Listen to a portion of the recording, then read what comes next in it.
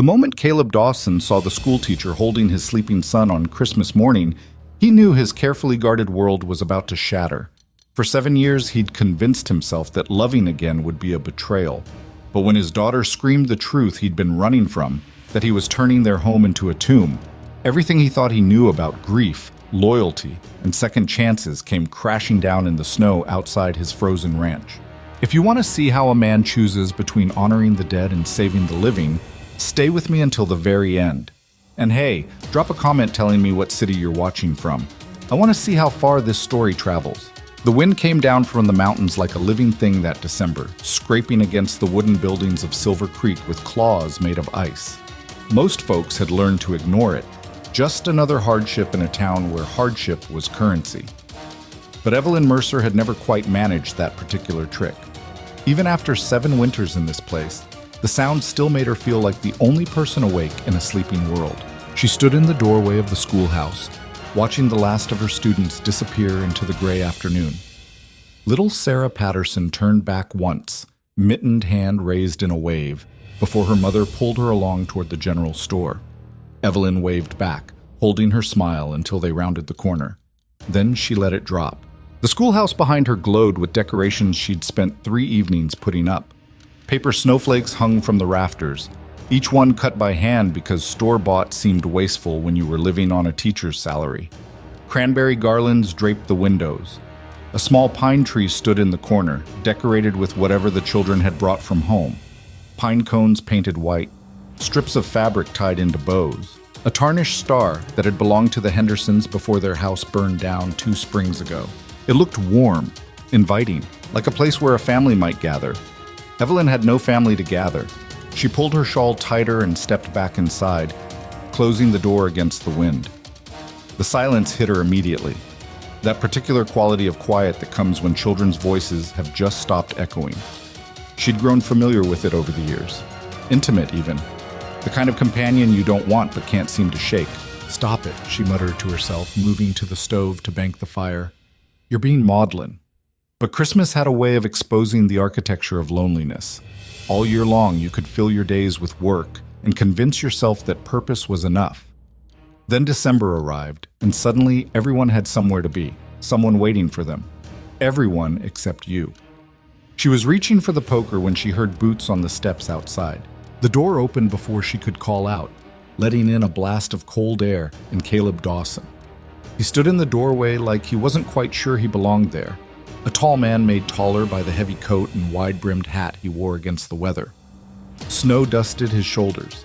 His face, weathered by years of ranch work and something heavier than weather, held an expression Evelyn had seen before but never quite been able to name. "Mr. Dawson?" She straightened, surprised. "Did Emma forget something?" "No." He took off his hat, turning it in his hands. "I came to talk to you." Evelyn waited. Caleb Dawson wasn't a man who wasted words, but he also wasn't one who sought out conversation. In the 2 years since his daughter Emma had started school, Evelyn could count on one hand the number of times they'd spoken beyond basic pleasantries. He came to the Christmas program, sat in the back, left before anyone could corner him into small talk. "Would you like to sit?" she offered, gesturing to one of the student benches. "Rather stand if it's all the same." He cleared his throat. "This won't take long." Something in his tone made her nervous. Had Emma done something wrong? The girl was quiet, well-behaved to the point of being almost invisible in class. Evelyn had worried about that, the way Emma seemed to shrink into herself, as if taking up space might be an imposition. "The children are having their Christmas break," Caleb said, still turning that hat. "Figured you'd be heading somewhere. Family, maybe." "Oh." Evelyn felt heat rise to her cheeks. "No, I'll be staying here. There's always work to catch up on, and I promised Mrs. Chen I'd help with the church preparations." "You do that every year." She blinked. "I'm sorry?" "Stay here. Help with the church. Spend Christmas Eve making sure everyone else has what they need." His eyes met hers, and she saw something in them that made her breath catch. Recognition, maybe. Or accusation. "Never seen you at anyone's table come Christmas Day." The observation landed like a stone in still water. Evelyn wanted to deflect, to offer one of the careful explanations she'd perfected over the years. But something in Caleb's directness stripped away her usual defenses. I don't have family in Silver Creek, she said quietly, and I wouldn't want to impose on anyone's celebration. That what you think it'd be? An imposition? I think people have their own traditions, their own circles. I'm content with my own company. You're a terrible liar, Miss Mercer. The words should have stung, but they didn't.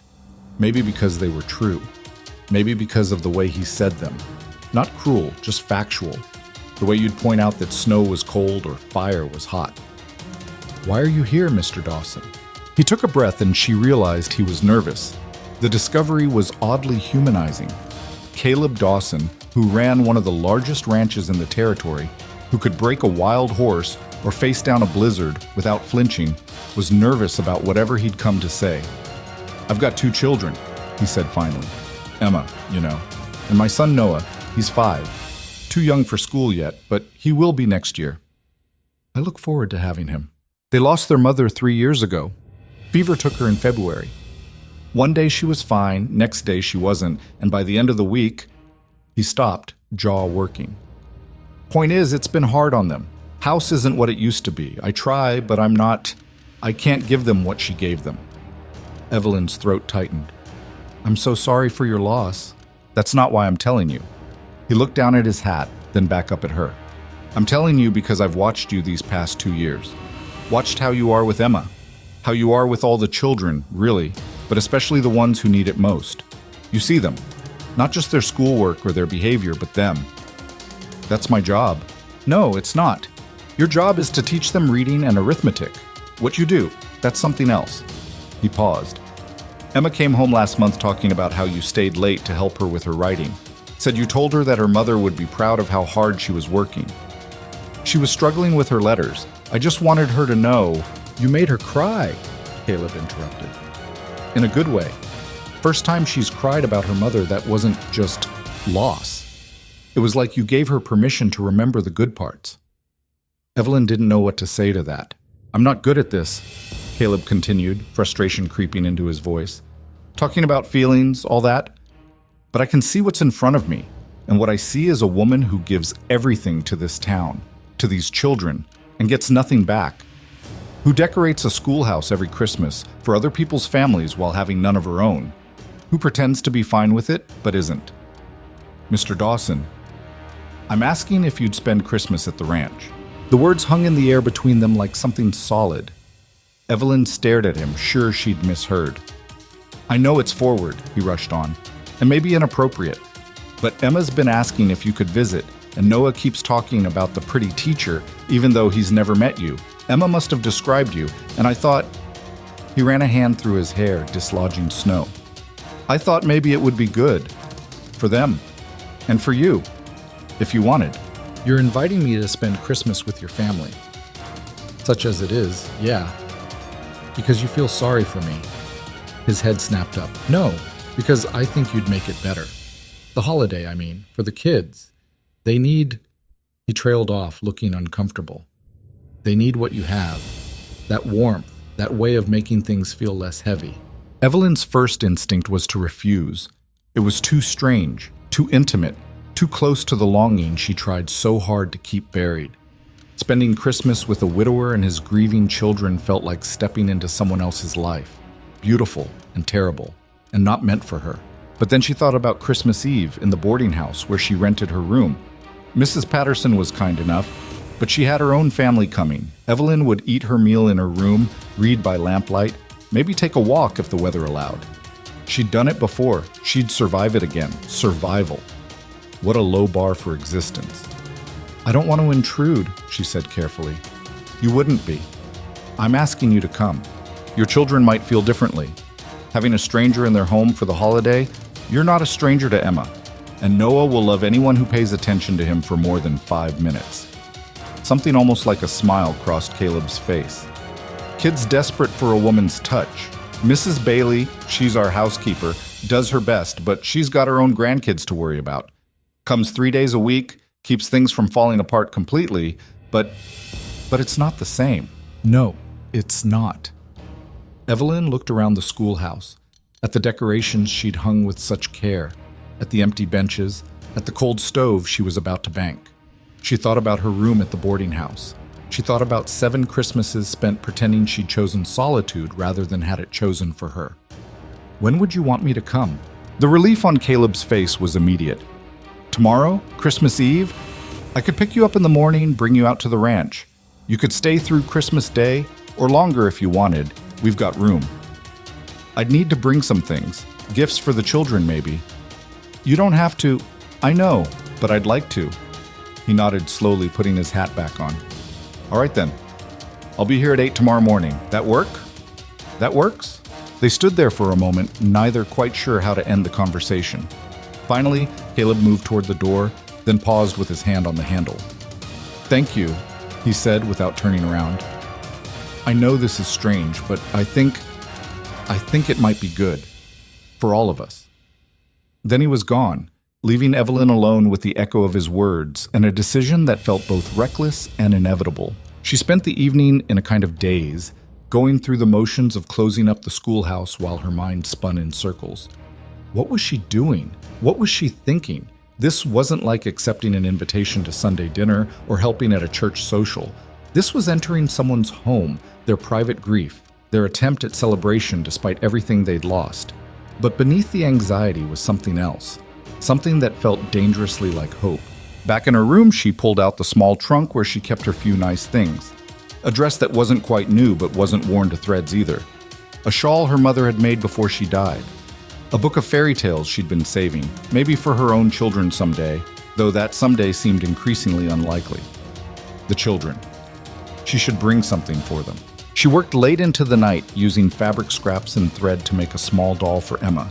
Simple but sturdy, with yellow yarn for hair and a dress pieced together from an old apron. For Noah, she didn't have materials for a proper toy, but she had a wooden whistle she'd bought on impulse last summer. It wasn't much, but it would have to do. When she finally lay down to sleep, her mind wouldn't quiet. She kept thinking about Caleb's face when he'd said she wasn't a stranger to Emma, about the way he'd seen through her careful pretense of contentment, about 2 children who'd lost their mother and a man who clearly had no idea what to do with his own grief. You're walking into a house full of ghosts, she told herself. Don't expect to come out unchanged. But maybe that was exactly what she needed. 1. Caleb arrived exactly at 8, driving a wagon that had seen better days but was solid enough for the winter roads. Evelyn waited on the boarding house steps with her bag and the small bundle of wrapped gifts, watching him climb down to help her up. Morning, he said, his breath misting in the cold air. Good morning. He took her bag, his hands careful, then offered his arm to help her into the wagon. She took it, feeling the strength in his grip even through the layers of coat and glove. He'd shaved, she noticed, and his coat, while worn, was clean. They rode in silence for the first mile. The only sounds, the creak of the wagon and the steady clip of the horse's hooves on the frozen ground. Silver Creek fell away behind them, replaced by open country, rolling hills covered in snow, stands of pine dark against the white, mountains rising in the distance like the edges of the world. It's beautiful out here, Evelyn said finally. It's harsh, Caleb replied. But yeah, beautiful too, I suppose. She glanced at him. He sat with his shoulders hunched against the cold, eyes on the road ahead, face unreadable. He'd taken a risk yesterday, coming to the schoolhouse, being vulnerable.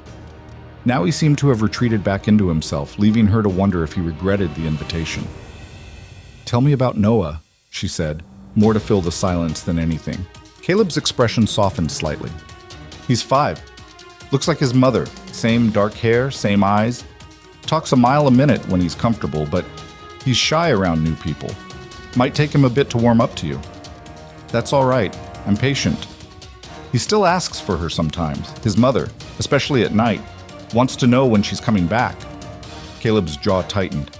Had to explain it to him maybe 50 times. He's too young to really understand. And Emma? Emma understands too much. He was quiet for a moment. She was 9 when we lost Sarah, old enough to remember everything, old enough to try to fill her mother's shoes, which is... He shook his head. I've tried to tell her she doesn't have to do that she's allowed to just be a kid, but she doesn't listen. Children grieve in their own ways. That your professional opinion? There was an edge to the question that made Evelyn stiffen. I didn't mean... No, I'm sorry. He rubbed his face with one hand. That came out wrong. I'm not good at this. Talking, letting people in. Sarah used to handle all that. You don't have to explain yourself to me, Mr. Dawson. Caleb, if you're going to be spending Christmas at the ranch, might as well use my name. All right, Caleb. The name felt strange in her mouth. Intimate, like crossing a line she couldn't quite see but could definitely feel. They rode on, and gradually the silence became less awkward.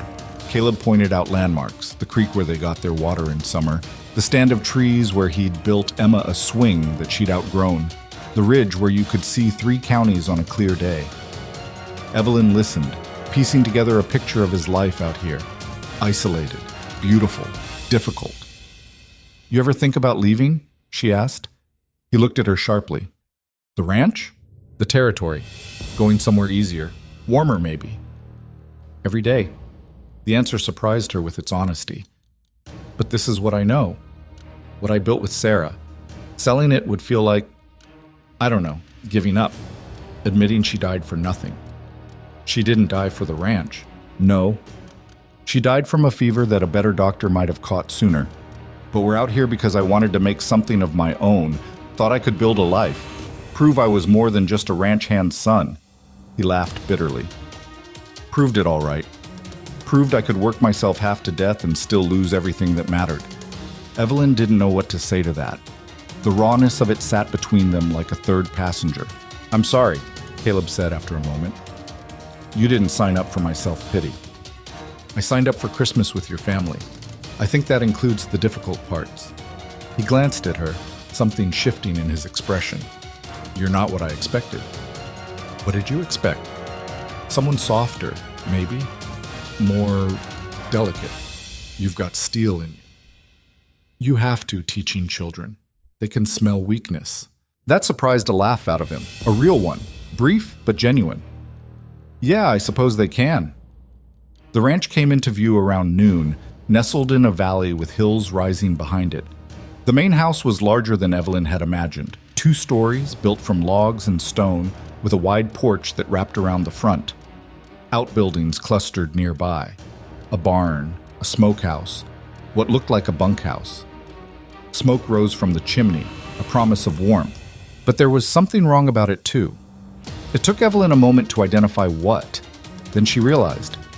The place felt abandoned despite the smoke, despite the obvious signs of life. Curtains hung crooked in windows. The porch railing had a section that needed repair. Snow had drifted against the door like no one had cleared it in days. It was a house that had given up on itself. Caleb must have seen her expression because he said, I know it needs work. I keep meaning to get to it, but there's always something more urgent. Fence that needs mending, cattle that need moving, equipment that breaks down.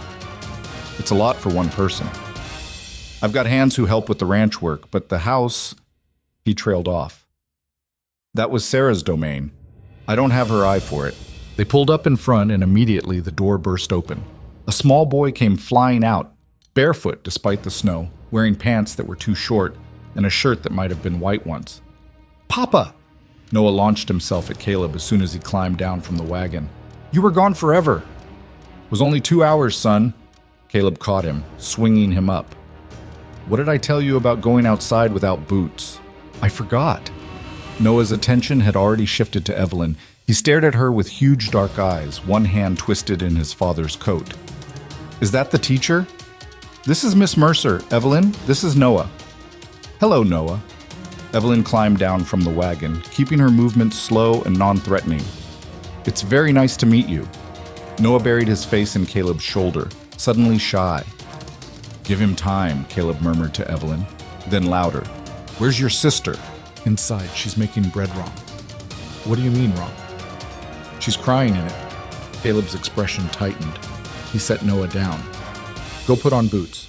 Now. The boy scampered back inside. Caleb picked up Evelyn's bag, gesturing for her to follow. Sorry about that. Emma gets emotional sometimes when she's trying to do things her mother used to do. They stepped into the house, and Evelyn had to suppress a reaction. The interior matched the exterior, beautiful bones under a layer of neglect. The main room was large, with a stone fireplace dominating one wall and a kitchen area to the right.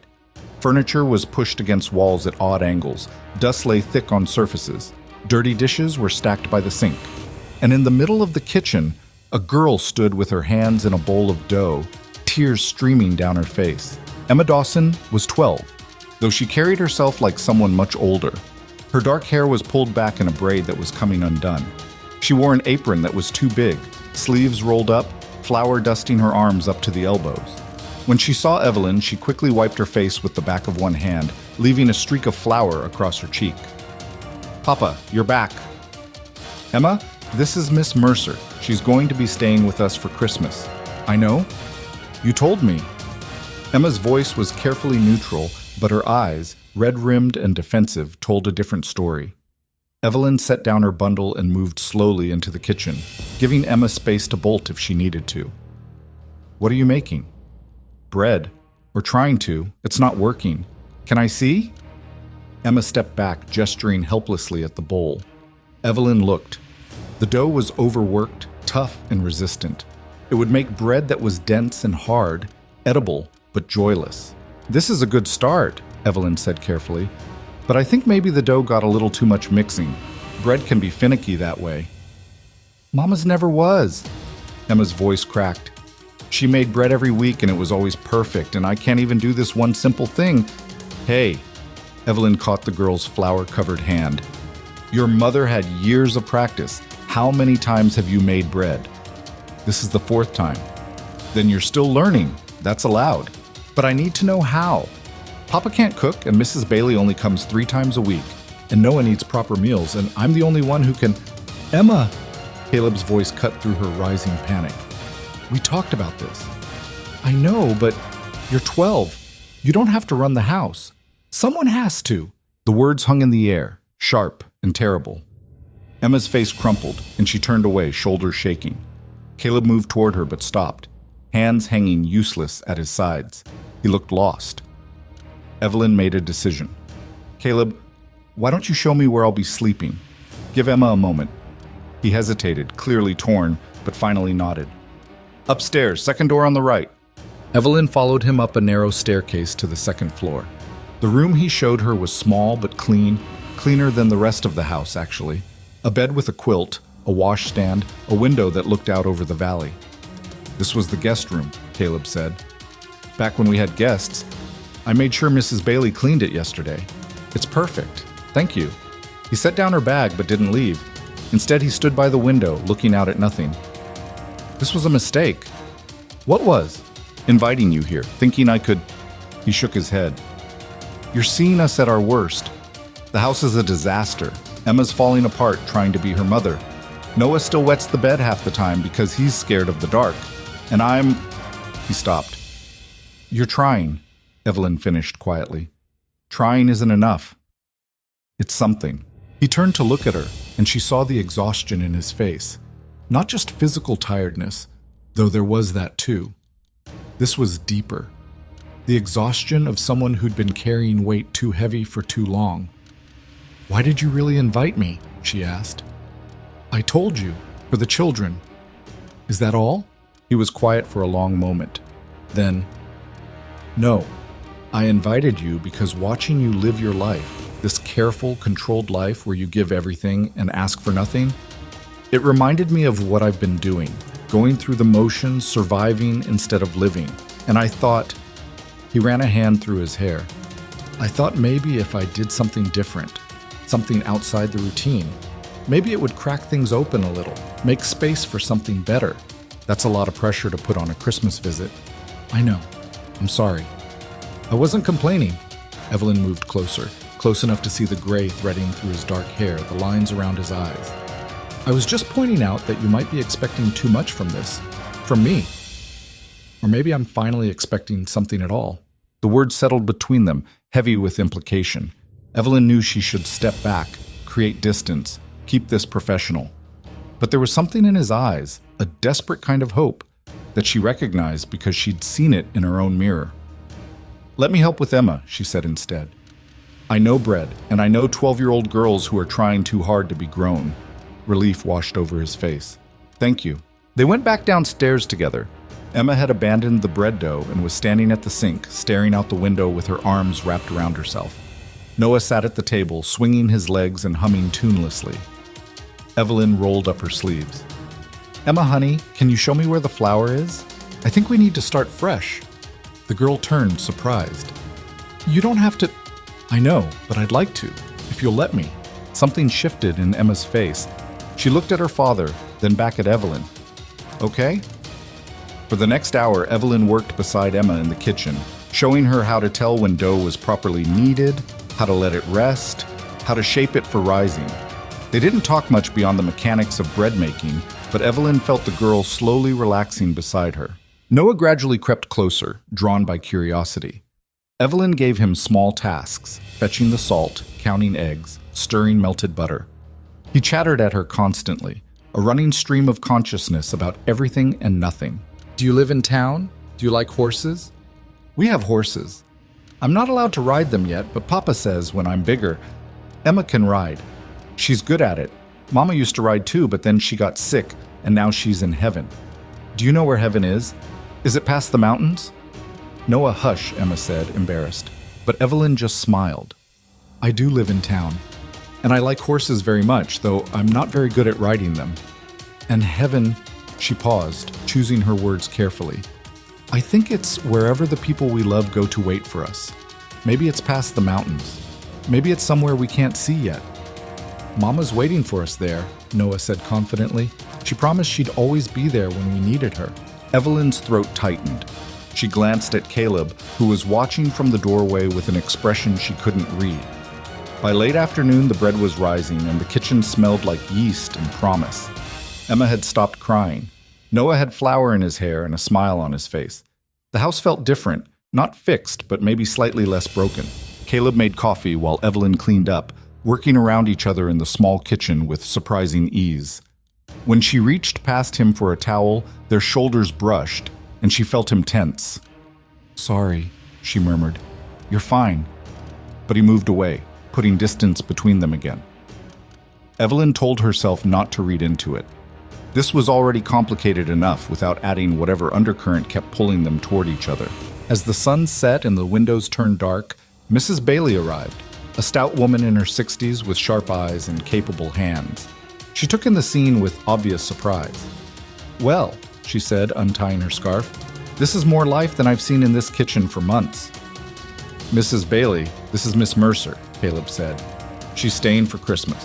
"I can see that." Mrs. Bailey's eyes moved from Evelyn to the rising bread to the children, who were sitting at the table working on a puzzle together. "Looks like you've been busy. Just helping where I can." Mrs. Bailey hung up her coat. "Mr. Dawson, I brought the ham you asked for, and some vegetables from my cellar. Figured you'd want a proper Christmas dinner." "Thank you. I'll settle up with you." "You'll do no such thing. Consider it part of my gift to these children." She moved into the kitchen, shooing Caleb out. "Now then, Miss Mercer and I will handle supper. You take those little ones and make sure they wash up proper. All of you look like you've been in a flower fight." Caleb ushered the children upstairs, leaving Evelyn alone with Mrs. Bailey. The older woman worked in silence for a few minutes, pulling out pots and ingredients with practiced efficiency. Then, "He told me he was inviting you, asked my opinion on it." Evelyn's hand stilled in the dishwater. "And what did you say?" "I told him it was about damn time he did something for himself instead of just surviving day to day." Mrs. Bailey began peeling potatoes with quick, efficient strokes. "That man has been dying by inches since Sarah passed. And those children, with him. This house used to have joy in it. Now it's just a place they sleep between remembering. I'm not sure what you expect me to do about that." "Nothing, everything. Whatever feels right." Mrs. Bailey looked up, her gaze direct. "I've known Caleb Dawson since he was knee-high to a grasshopper. Good man, loyal to a fault, but he's got it in his head that moving forward means betraying his wife's memory. Someone needs to show him that's nonsense." "Mrs. Bailey, I'm just here for Christmas." "Sure you are." The older woman's smile was knowing. "And I'm the Queen of England. Look, I'm not saying you need to fix everything. I'm just saying, don't let him push you away when he gets scared, because he will get scared, and when he does, he'll try to shut everyone out again." Evelyn didn't know how to respond to that, so she focused on the dishes. But Mrs. Bailey's words sat heavy in her mind. Supper was a strange, awkward, wonderful affair. They sat around the table, the four of them plus Mrs. Bailey, who insisted on staying to make sure things went smoothly. The food was simple but good. Noah talked nonstop. Emma ate quietly, watching Evelyn with an expression that might have been hope or might have been fear. Caleb said little, but Evelyn caught him looking at her more than once, his face troubled. After supper, Mrs. Bailey left with promises to return on Christmas Day. The children helped clean up, or tried to, though Noah mostly just rearranged dirt, and then Caleb announced it was time for bed. "But it's Christmas Eve tomorrow," Noah protested. "Can't we stay up?" "Tomorrow night you can stay up a bit later. Tonight, bed." "Will Miss Mercer be here in the morning?" "I'll be here," Evelyn promised. Noah hugged her impulsively, surprising them both. "Good. You smell nice. Like bread and flowers." "Noah, that's enough," Caleb said, but he was smiling slightly. "Say good night." "Good night, Miss Mercer. Good night, Emma. Good night, Papa. Good night, house. Good night, bread." "Noah!" The boy giggled and thundered up the stairs. Emma followed more slowly, pausing at the bottom to look back at Evelyn. "Thank you," she said quietly, "for helping today." "You're welcome, Emma. Will you—" The girl hesitated. "Will you teach me more tomorrow? About cooking?" "I'd be happy to." Emma nodded, then disappeared upstairs. Evelyn heard Caleb moving around in the children's rooms, the low murmur of his voice as he settled them down. She stood in the kitchen, suddenly unsure what to do with herself. The house creaked around her. Wind rattled the windows. The fire in the main room crackled and popped. It felt alive in a way her room at the boarding house never did. Alive and sad and trying. Caleb came back down 20 minutes later, looking exhausted. Noah wanted 3 stories. Emma wanted to talk about her mother, and He sank into a chair by the fire. "I'm terrible at both." "You're here. That counts." "Does it?" Evelyn sat in the chair across from him. "My mother died when I was 16. My father lasted another year before his heart gave out. I know what it's like to lose people, and I know what it's like to watch someone try to be both parents at once." "Who tried for you?" "No one. I went to live with an aunt who took me in out of obligation, but made it clear I was a burden. Worked my way through school, got my teaching certificate, came west because there was nothing keeping me east." She stared into the fire. "I tell you this not for sympathy, but so you'll understand that I recognize what you're doing here, how hard you're trying, even when it feels like failing." Caleb was quiet for a long moment. Then, "Do you ever get used to it? The missing?" "No. You just get better at carrying it." That's a depressing answer. It's an honest one. He looked at her, really looked at her, and Evelyn felt something shift in the air between them. A recognition, a connection, something dangerous. "I'm glad you're here," he said quietly. "So am I." They sat in silence for a while, watching the fire burn down. Eventually, Evelyn excused herself and went upstairs to her room. She could hear Noah's soft snoring from one room, the creak of bed springs from Emma's, the house settling into sleep. She stood at her window looking out at the snow-covered valley, the dark mountains beyond. Somewhere out there was her old life, safe, controlled, lonely. Here was something else, something messy and complicated and full of people who needed things she didn't know how to give.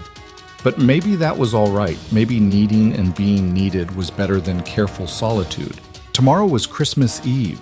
Tomorrow she would help these broken people try to celebrate. And maybe, just maybe, she would let them help put her back together too. She climbed into bed and pulled the quilt up to her chin. Through the walls, she heard Caleb's footsteps as he checked on the children one more time before going to his own room. Heard his door close. Heard the house breathe around them all. For the first time in 7 years, Evelyn Mercer fell asleep on Christmas Eve and didn't feel completely alone. Evelyn woke to the sound of something breaking downstairs. She sat up in the unfamiliar bed, disoriented for a moment before remembering where she was. The Dawson Ranch, Christmas Eve morning. Gray light filtered through the curtains, and when she looked out the window, she saw fresh snow had fallen during the night, covering everything in a clean white blanket that made the world look deceptively peaceful. Another crash from below, followed by a child's wail. She pulled on her robe and hurried downstairs, her bare feet cold on the wooden steps. In the kitchen, she found Noah standing in a puddle of milk, glass shards scattered around his feet, sobbing like his heart was breaking. "Don't move," Evelyn said sharply, and the boy froze. She grabbed a towel and carefully picked her way through the mess to lift him out of the danger zone. "Are you hurt?" "I wanted to make breakfast," Noah hiccuped, "like Mama used to. But I dropped the milk and now Papa's going to be mad and everything's ruined." "Shh, you're all right. Let me see your feet." She checked him over carefully. No cuts, just milk-soaked socks and wounded pride. She set him on a chair and went to find a broom, trying to ignore the way the kitchen looked in daylight, worse than yesterday somehow. The counters were sticky. The floor needed scrubbing. The window over the sink had a crack running through it that someone had covered with oiled paper. What happened? Emma appeared in the doorway, her hair loose around her shoulders, wearing a nightgown that had been mended so many times the original fabric was hard to identify. "Accident with the milk. Can you get your brother some dry socks while I clean this up?" Emma nodded and took Noah's hand, leading him away. Evelyn heard them on the stairs, heard Noah's continued sniffling, and Emma's patient voice trying to soothe him. The girl sounded exhausted, and it wasn't even 7 in the morning. She was sweeping up the last of the glass when Caleb came down, dressed but looking like he hadn't slept. His hair stood up on one side and there was a crease on his face from the pillow. "I heard something break." Noah tried to make breakfast. The milk didn't survive. Evelyn dumped the glass carefully into a bucket. "He's fine, just shaken." Caleb scrubbed a hand over his face. "He gets these ideas, tries to do things Sarah used to do, and then..." He looked at the mess, the spilled milk spreading across the uneven floorboards. "I should have been up earlier, should have been watching him." "You can't watch him every second. Tell that to my son when he steps on broken glass because I was still in bed." There was an edge to his voice that hadn't been there last night. Evelyn recognized it, the particular anger of someone who was really furious at themselves but couldn't quite say it. She'd heard it plenty of times from parents who felt like they were failing. "The bread we made yesterday is in the box by the stove," she said, keeping her tone neutral. "If you slice some of that and heat it in the pan with a little butter, it makes a decent breakfast. There are eggs too if you want them." "I can manage my own kitchen, Miss Mercer." The formality stung more than it should have. Miss Mercer, not Evelyn. Definitely not the tentative warmth they'd found last night by the fire. "Of course," she said quietly. "I'll just finish cleaning this up." They worked in stiff silence.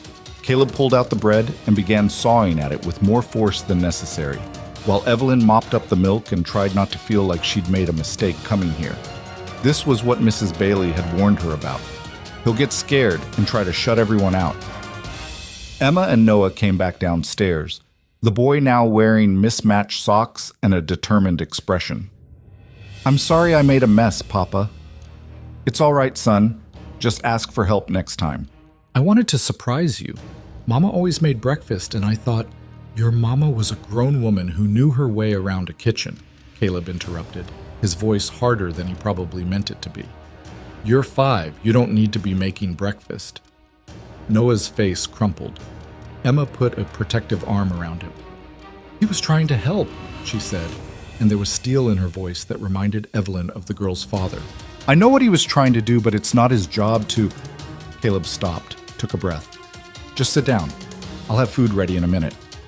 Breakfast was tense. The bread was good, but Caleb had scorched the eggs, and the butter was rancid, something no one mentioned but everyone tasted. Noah pushed his food around his plate without eating. Emma ate mechanically, her eyes on the table. Caleb didn't eat at all, just drank coffee that had gone bitter from sitting too long on the stove. Evelyn tried to think of something to say, some way to ease the tension, but everything that came to mind felt false. So she ate her bread and watched this family not quite fall apart at the breakfast table. Finally, Noah spoke up. "Are we still going to have Christmas?" "Of course we are," Caleb said. "But you're mad." "I'm not mad." "You sound mad." "Noah, it's because I broke the milk, isn't it? Because I can't do anything right, and I'm not big enough, and I'm not Mama." The boy was crying again, huge gasping sobs that shook his whole small body. Caleb stood abruptly, his chair scraping against the floor, and for a moment Evelyn thought he was going to walk out. Instead, he came around the table and scooped Noah up, holding him tight. "You listen to me," he said, his voice rough. "You didn't do anything wrong. You hear me? Nothing. I'm not mad at you, He trailed off, clearly struggling. I'm just tired. And when I'm tired, I'm not good at saying things the right way. You miss Mama. Yeah, I miss Mama. Me too. Noah wrapped his arms around his father's neck. But Miss Mercer smells nice and she knows about bread and maybe she can help us have Christmas anyway. Caleb's eyes met Evelyn's over his son's head. She saw the war happening in his face, gratitude and resentment, hope and fear, all tangled up together. Maybe she can, he said finally. The moment passed. Caleb set Noah down and cleared the dishes with quick, efficient movements. Emma helped without being asked. Evelyn sat at the table feeling like an intruder, wondering if she should offer to leave. Go back to town. Let this family work out their grief without a stranger witnessing it. But then Noah climbed into the chair next to her and said, "Will you tell me a story?" "Noah, Miss Mercer doesn't want to," Emma started. "Actually, I'd like to," Evelyn said. "What kind of story?" "A happy one with animals and snow." So she told him about a fox who lived in the mountains and learned to make friends with the winter wind, spinning a tale that was half remembered from her own childhood and half made up on the spot. Noah listened with his whole body, leaning forward, eyes wide. Even Emma drifted closer, pretending to wipe down the counter, but clearly listening.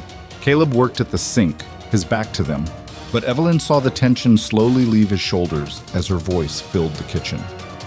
When she finished, Noah demanded another story. Then another. By the third one, he'd crawled into her lap, his small weight warm and trusting. "All right, that's enough," Caleb said eventually. "Miss Mercer isn't here to entertain you all day." "But I like her stories." "Even so, she's a guest." He dried his hands on a towel and finally turned to face them. "I need to check on the horses. Emma, you help Miss Mercer with whatever she needs. Noah, you stay inside where it's warm. Can I come to the barn?" "Not today." "But not today, Noah." The boy's face fell, but he didn't argue. Caleb grabbed his coat and hat and disappeared outside, leaving the three of them in the kitchen. "He's not usually like this," Emma said quietly after the door closed. "This angry." "He's not angry at you," Evelyn said. "I know. He's angry at everything else." Emma picked up the dish towel her father had abandoned, holding it with precise, careful movements. "Christmas is hard. It was Mama's favorite time of year. She'd make everything special, decorations and special food and little surprises. Last year, Papa tried to do it himself, and it was..." She swallowed. "It was awful. Everything went wrong, and Noah cried, and Papa just gave up halfway through. This year, he said we weren't even going to try. But then he invited you, and I thought maybe it would be different." "Yeah." Emma looked at her with eyes that had seen too much loss for someone so young. "Do you think it can be different?"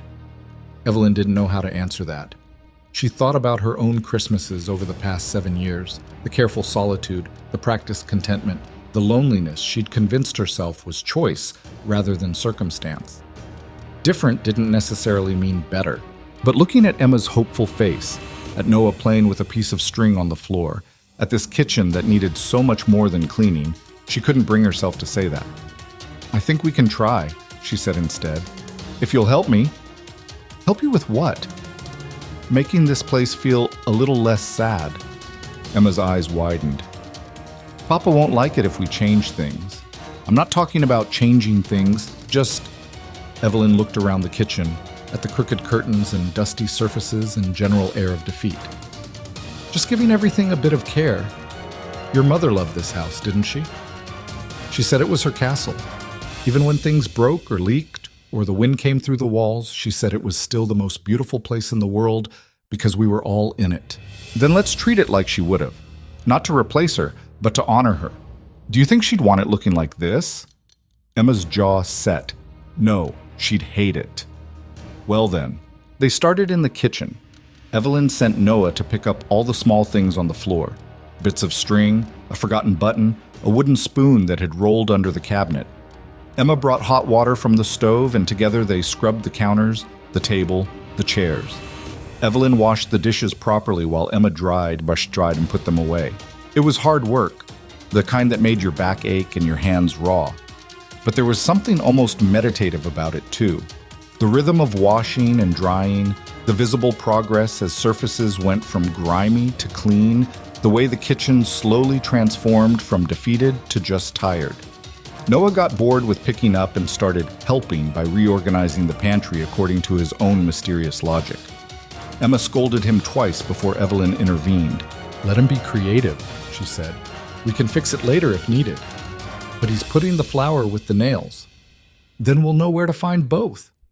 Emma looked scandalized, but a smile tugged at the corner of her mouth. Mama would have said the same thing. They worked through the morning. Evelyn taught Emma how to make a paste from baking soda and vinegar to clean stubborn stains. They took down the crooked curtains and discovered they just needed a few stitches to hang properly again. Emma proved surprisingly good with a needle. Quick, precise stitches that would hold. "Mama taught me," she said when Evelyn complimented her work. She said every girl should know how to mend things, that you can't always buy new when something breaks. "Your mother was a smart woman." "She was the smartest." Emma paused in her sewing. "Do you think she'd like you?" The question caught Evelyn off guard. "I don't know. I hope so." "I think she would. You're not trying to be her. Some people, when they come around, they act like she never existed, or they try to do things exactly like she did them, which is somehow worse. But you're just yourself." "I don't know how to be anyone else. That's why she'd like you." They hung the curtains back up, and suddenly the kitchen looked intentional instead of neglected. Emma stepped back, surveying their work with satisfaction. "It looks better." "It does." Evelyn glanced at the clock. Nearly noon already. "Should we make dinner? Something your father might actually eat?" "He doesn't eat much anymore. Says he's not hungry." "What does he eat?" "Coffee, mostly. Sometimes bread if I make it. Mrs. Bailey brings stew when she comes, and he'll have some of that if I stand over him." Evelyn made a decision. "Do you know how to make chicken soup?" "Mama used to make it when we were sick, but I've never tried." "It's not hard, and it's the kind of thing that's hard to refuse." Evelyn moved to the pantry, mentally inventorying what they had to work with. "We'll need a chicken, though, or at least some good bones." "There's chickens in the coop. Papa hasn't butchered any in a while because—" Emma trailed off. "Because Sarah used to do it. Because everything in this house was frozen in the moment she died." "Can you ask your father if we can have one? Tell him I'll take care of the preparation." Emma looked doubtful but went to find her coat. She came back 20 minutes later, cheeks red from cold, carrying a plucked chicken that had clearly been dead for a few hours. "He'd already killed it this morning," she said. "Was planning to have Mrs. Bailey deal with it when she came. He said thank you for helping." It was something, at least. Evelyn set to work on the chicken while Emma watched, teaching her the steps as she went. How to join it properly, which pieces were best for soup, how to use everything and waste nothing. Noah watched from his spot on the floor, making a castle out of kindling and talking to himself in the elaborate way of small children. "Why did you become a teacher?" Emma asked as Evelyn added vegetables to the pot. "Because I was good at school and someone told me I could make a living from it. Not very romantic, I'm afraid." "Do you like it?" "Most days. Children are honest in a way adults forget how to be. They tell you when they're struggling instead of pretending everything's fine. Papa pretends everything's fine. Most adults do." Emma was quiet for a moment, watching the soup begin to simmer. "I pretend too, that I'm all right with Mama being gone, that I can handle taking care of Noah and the house and everything else. But I'm not all right. I'm tired all the time and scared I'm doing everything wrong, and sometimes I just want to scream." Evelyn set down her spoon and gave Emma her full attention. "Have you told your father this?" "I can't. He's already carrying so much. If I tell him I can't handle it, he'll just feel worse." "So you're protecting him by suffering in silence." "Someone has to be strong." "Emma, you're 12 years old. You shouldn't have to be strong. You should get to be a child." "There's no room for that anymore." Emma's voice cracked. "Everything changed when Mama died. The house stopped working right. Papa stopped smiling. Noah stopped sleeping through the night. Someone had to step up and I was the only one who could, so I did. But I don't know how much longer I can keep doing it." The words came out in a rush, like poison finally being drained from a wound. Emma's hands shook. Evelyn reached out and took them, holding steady. "You've been carrying this family on your back for 3 years. Someone had to. But it shouldn't have been you. You're not the parent here, Emma. You're the child, and you deserve to grieve your mother without also having to replace her. But if I don't, then things will fall apart. I know, but maybe they need to fall apart a little before they can be put back together the right way. Emma pulled her hands back, wrapping her arms around herself. You don't understand. This is all we have. This family, this house. If it falls apart, there's nothing left. There's still you, still Noah, still your father. That's not nothing. It doesn't feel like enough. I know. They stood there in the kitchen, the soup bubbling between them, the weight of loss hanging in the air like smoke.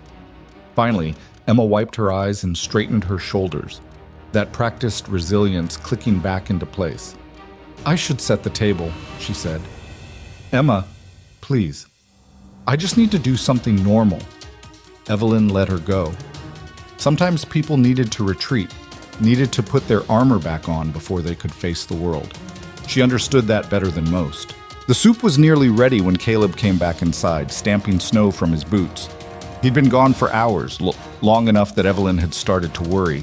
But he looked calmer than he had at breakfast. The hard edges softened slightly. Something smells good, he said, hanging up his coat. Chicken soup. It'll be ready in about 10 minutes. He moved to the sink to wash his hands, and Evelyn saw him notice the cleaned kitchen, the rehung curtains, the swept floor. His expression was hard to read. You didn't have to do all this. Emma helped. We were just keeping busy. Still, it's more than... He stopped, jaw working. It's been a while since the place looked this clean. It's a good house. It just needed some attention. Caleb dried his hands slowly, looking around the kitchen like he was seeing it for the first time in years. Sarah used to keep it spotless. Made me feel guilty sometimes, how hard she worked to make everything nice. I'd tell her it didn't matter if the floors were scrubbed, and she'd say it mattered to her. That taking care of our home was how she showed love. She sounds like she was remarkable. She was. He hung the towel back up with careful precision. I failed her. Brought her out to this isolated place, worked all the time, couldn't even get a decent doctor when she needed one. And now I can't even keep her house the way she would have wanted it. Caleb, no, it's true. Look at this place. Look at our children. Emma's trying to be her mother, Noah cries himself to sleep half the time, and I'm so busy trying to hold everything together that I'm barely holding anything at all. The confession hung in the air between them. Evelyn thought about offering comfort, reassurance, all the things you're supposed to say. But she'd told Emma that children were honest, and maybe adults should try it too. You're right, she said. You're failing at parts of this. The house is falling apart. Your children are struggling. You're not handling your grief well. She saw him flinch but continued. But you're also still here, still trying, still showing up for them every day even when it's hard. That counts for something. Does it? Ask your children. As if on cue, Noah came running into the kitchen and threw himself at his father's legs. Papa, I made a castle out of the firewood and Miss Mercer didn't even get mad. Caleb picked him up, and Noah immediately started chattering about his day. The stories, the cleaning, the soup, everything in a jumbled rush of excitement. Over the boy's head, Caleb's eyes met Evelyn's. Thank you, he mouthed. She nodded and turned back to the stove, giving him space with his son. They ate dinner together, the four of them crowded around the kitchen table. The soup was good, rich and warming, with vegetables from the root cellar and herbs Evelyn had found in a jar at the back of the pantry. Noah ate 2 bowls. Emma ate 1.5. Even Caleb managed to finish a full serving, though Evelyn suspected Emma had been right about him not eating much lately. He looked thinner than he should, worn down. This is really good, Emma said. Better than mine. You're learning. That's what matters. Can you teach me more? Not just cooking, but other things. Mama stuff. The question made Evelyn's chest tight. I'd be happy to teach you whatever I can. After dinner, Noah begged for another story. Then another. Caleb built up the fire in the main room, and they all settled there. Noah on the floor with his kindling castle, Emma curled in a chair with some mending, Caleb in another chair staring into the flames. Evelyn found herself talking about her own childhood, stories she hadn't thought about in years. The farm where she'd grown up, her father teaching her to read by lantern light, her mother's garden, the way snow looked on the mountains back east, different from the snow here, but still beautiful. Why did you leave? Emma asked.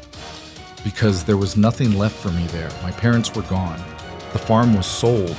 And I thought maybe I could find something new, something mine. Did you? Evelyn looked around the room, at this man and his children, at this house that was slowly coming back to life, at the uncertain future spreading out before all of them. I'm not sure yet, she said honestly. Ask me after Christmas. They stayed up later than they should have, the four of them in that warm room while the wind howled outside. Noah fell asleep on the floor, and Caleb carried him up to bed. Emma lasted another hour before her eyes started drooping. Go on, Evelyn said gently. I'll bank the fire. Will you still be here in the morning? I promised, didn't I? Emma hugged her quickly, fiercely, then disappeared upstairs. Evelyn heard her footsteps overhead, heard the creak of bed ropes as she climbed under her covers. She was poking at the fire when Caleb came back down. He'd taken off his boots and his hair was mussed from tucking Noah in. He looked exhausted, but somehow less haunted than he had this morning. You're good with them, he said, settling into his chair. They're easy to be good with. No, they're not. They're grieving and angry and confused, and most people don't know what to do with that. But you just... He gestured helplessly. You make it seem natural. I spent 7 years learning how to be around children who are hurting. Silver Creek has its share of loss. Still, not everyone can do what you do. They sat in comfortable silence for a while, watching the fire burn low. Finally, Caleb spoke again. I'm sorry about this morning, the way I acted. You were tired. I was afraid. He leaned forward, elbows on his knees. Last night was good. Really good. The house felt alive again. The children were happy. And I woke up this morning and panicked because I thought, what if this is wrong? What if I'm betraying Sarah by letting someone else into our life? What if I'm failing her by moving forward? Are you asking me or telling me? I don't know anymore. He scrubbed a hand over his face. When she was dying, she made me promise something. She said I had to take care of the children, had to make sure they grew up happy, and I've been trying, but every day it feels like I'm failing a little bit more. Then you show up, and within 24 hours you've done more for this family than I've managed in 3 years. And I don't know whether to be grateful or ashamed. Be both, Evelyn said. People are allowed to feel more than one thing at a time. He laughed, but there wasn't much humor in it. You make it sound simple. It's not simple, it's just true. Caleb was quiet for a long moment, staring into the fire. When he spoke again, his voice was rough with emotion. I keep expecting to see her. In the kitchen, in the hallway, in our bed. Every morning I wake up and for just a second I forget she's gone. And then I remember and it's like losing her all over again. I thought it would get easier. Everyone said it would get easier, but it hasn't. Maybe it doesn't get easier. Maybe you just get better at living with it. That's what you said last night, about missing people. It's still true. He looked at her then, really looked at her, and Evelyn felt something shift between them. A door opening, a possibility emerging. What are you running from, Evelyn Mercer? The question caught her off guard. Who says I'm running? You told me yourself. Came west because there was nothing keeping you east. That's running. Or it's starting over. What's the difference? She thought about that. I'm not sure there is one. They sat with that truth between them. Outside, the wind died down. The house creaked and settled. Somewhere upstairs, Noah cried out in his sleep and then fell silent again. Thank you, Caleb said finally, for being here, for helping, for not running away when you saw how broken we all are. You're not broken. You're grieving. There's a difference. Is there? Yes. Broken things can't be fixed. Grieving people can learn to live again if they let themselves. He stood abruptly, and for a moment Evelyn thought he was going to walk away.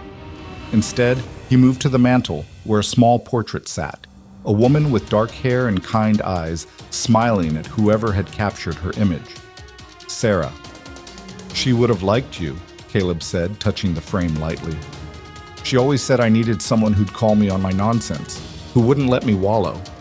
I haven't known you long enough to call you on anything. You told me this morning I was failing. That's pretty direct. You asked for honesty. I know. He turned to face her. And I'm asking for it again. what do you see when you look at this family? Evelyn chose her words carefully. I see people who love each other but don't know how to say it anymore. I see children who need their father to be present, not perfect. I see a man who's punishing himself for something that wasn't his fault. And I see a house that could be a home again, if anyone had the courage to let it. The words landed hard. Caleb's expression shuddered, and Evelyn thought she'd gone too far. But then his shoulders sagged and he sank back into his chair. Courage, he repeated. That's a generous word for it. What would you call it? Betrayal. Moving on feels like saying she didn't matter, that her death was just something to get over. Or moving on is honoring what she wanted for you, for the children. Do you think she'd want Noah crying himself to sleep? Emma trying to be the mother? You starving yourself and pretending it's fine? No, she'd hate it. Then maybe the real betrayal is staying stuck. The fire popped, sending up a shower of sparks. Caleb watched them rise and fade, his face illuminated by the dying flames. I don't know how to not be stuck, he admitted. This is all I know now. The grief, the guilt, the going through motions. I've built my whole life around it. Then build something different. Just like that? No, not just like that. It'll be hard and messy and you'll probably fail a dozen times before you get it right. But the alternative is staying here, in this frozen moment, until your children are grown and gone, and you're alone in a house full of ghosts. The truth of it hung between them, heavy and undeniable. Caleb stood again, moving to the window. Snow was falling outside, thick and soft, covering the world in white. Stay, he said suddenly. I am staying. Through Christmas, like we agreed. No, I mean, stay longer, a week, 2 weeks, however long you can. He turned to look at her, and his expression was raw. The children need you, the house needs you, He stopped, swallowed. I need someone to show me how to do this differently. Evelyn's heart hammered in her chest. This was dangerous territory, getting more involved with this family, with this man, with these wounded children. She could feel herself standing on the edge of something that would change her life irrevocably. Caleb, I know it's asking too much. I know you have your own life in town, but please, just think about it. She should say no, should protect herself, should maintain the careful distance she'd spent 7 years perfecting. But when she looked at him, at the hope and fear warring in his face, at the desperate need he was finally letting her see, she found she couldn't. I'll think about it, she said. He nodded, and something like relief crossed his features. That's all I can ask. They stood there in the firelight, the space between them charged with possibility and danger in equal measure. Then Caleb cleared his throat and stepped back. You should get some sleep. Tomorrow's Christmas Eve. The children will be up early. And you? I'll bank the fire. Check the stock one more time, the usual. Will you actually sleep, or will you lie awake all night thinking too much? A ghost of a smile touched his mouth. You don't pull punches, do you? You asked for honesty. So I did. He moved toward the door, then paused. Evelyn, whatever you decide about staying longer, I meant what I said. You've already given us more than you know. Even if it's just these few days, it matters. Then he was gone, leaving her alone with the dying fire and a decision that felt impossibly heavy. She climbed the stairs slowly, her body aching from the day's work. In her room, she stood at the window and looked out at the snow-covered valley, at the mountains rising black against the starlit sky. Somewhere out there was her old life, safe, solitary, small. Here was something else entirely, something that terrified and tempted her in equal measure. She thought about Emma's face when she'd admitted to being tired, about Noah falling asleep in her lap, about Caleb's desperate plea for her to stay, about this house that needed so much more than cleaning to become whole again, about the way her heart had lifted when he'd asked her not to leave. She climbed into bed and pulled the quilt up to her chin. Through the walls, she could hear the house breathing, Caleb moving around downstairs, the children sleeping, the wind testing the window panes. All of it alive and messy, and nothing like the careful solitude she'd convinced herself she wanted. Tomorrow was Christmas Eve. Tomorrow she would help this family try to celebrate. And maybe, just maybe, she would find the courage to reach for something more than survival. For both of them. Christmas Eve morning arrived with the kind of cold that made your lungs hurt just breathing. Evelyn woke to voices downstairs, Noah's high-pitched excitement and Emma's quieter responses, and beneath it all, Caleb's low rumble. She dressed quickly, her fingers clumsy with cold despite the fire someone had already built in her room. When she came down, she found the kitchen transformed into controlled chaos. Noah sat at the table covered in flour, attempting to roll out dough that kept sticking to everything. Emma was at the stove, stirring something that smelled suspiciously like burned sugar. Caleb stood in the middle of it all, looking lost, holding what appeared to be a cookbook with several pages torn out. "What's happening here?" Evelyn asked.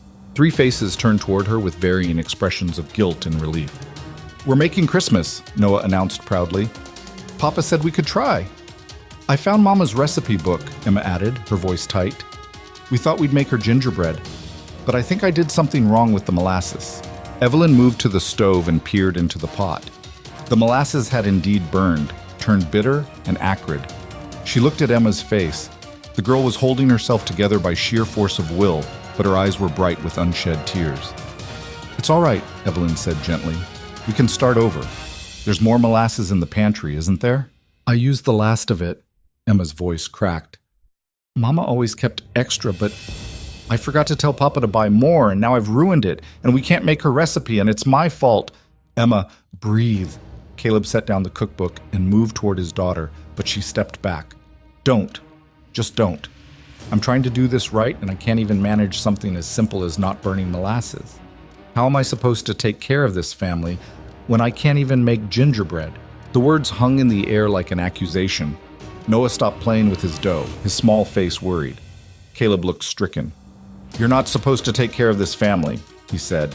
"That's my job." "Then why am I the one doing it?" Emma's composure shattered completely. "Why am I the one making sure Noah eats and the house is clean and we remember Mama's traditions? You're here, but you're not here, Papa. You go through the motions, but you're not present. So yes, someone has to take care of things, and it's been me for 3 years, and I'm so tired of it, I could scream." The silence that followed was deafening. Even Noah had gone still, his eyes wide. Caleb opened his mouth, closed it, tried again. "Emma, forget it." She untied her apron with shaking hands and threw it on the counter. "I'm going to the barn. It's freezing outside." "I don't care." She grabbed her coat and was out the door before anyone could stop her. They heard her boots on the porch steps, then nothing but the wind. Caleb stood frozen, his face pale. Noah's bottom lip trembled. "Is Emma mad at us?" the boy whispered. "She's just upset, son." Caleb's voice was hollow. "She didn't mean it." "Yes, she did," Evelyn said quietly. Both of them looked at her.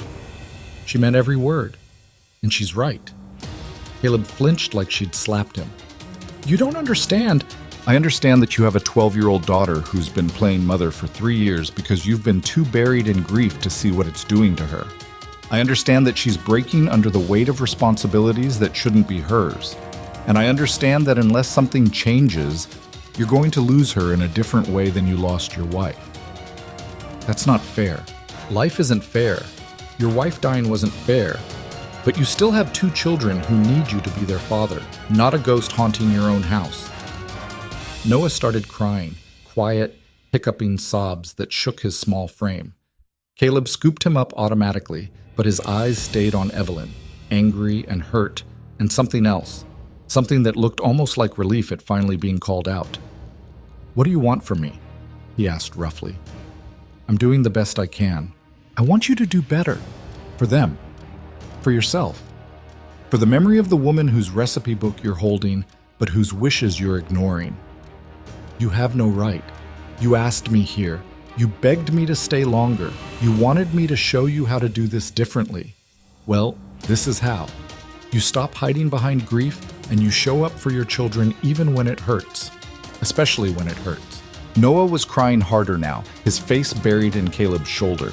The man looked torn between rage and despair, standing in the middle of his kitchen with his son in his arms and the ruins of a Christmas morning scattered around them.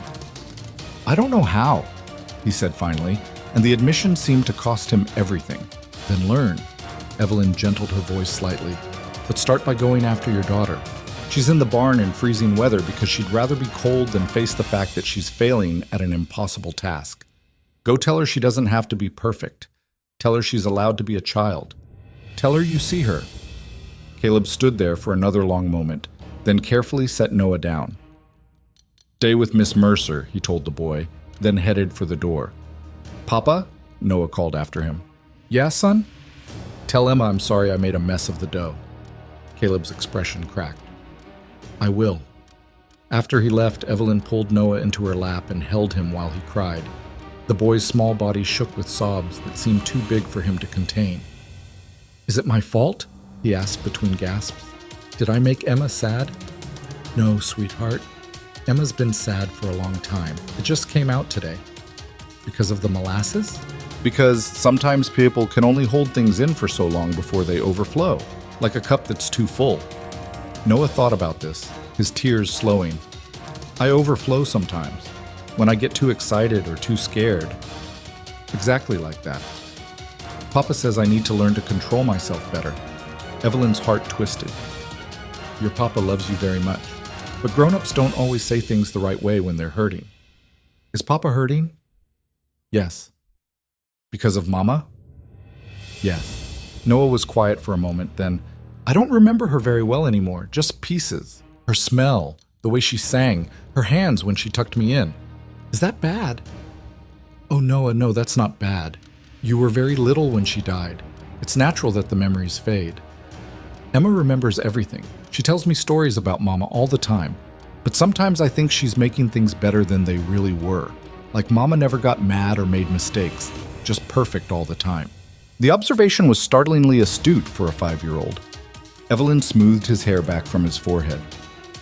"People do that sometimes when someone dies. They remember only the good parts because it hurts less. But it's not real. No, it's not. I wish she was here." His voice was very small. "Not the perfect Mama from Emma's stories, just the real one.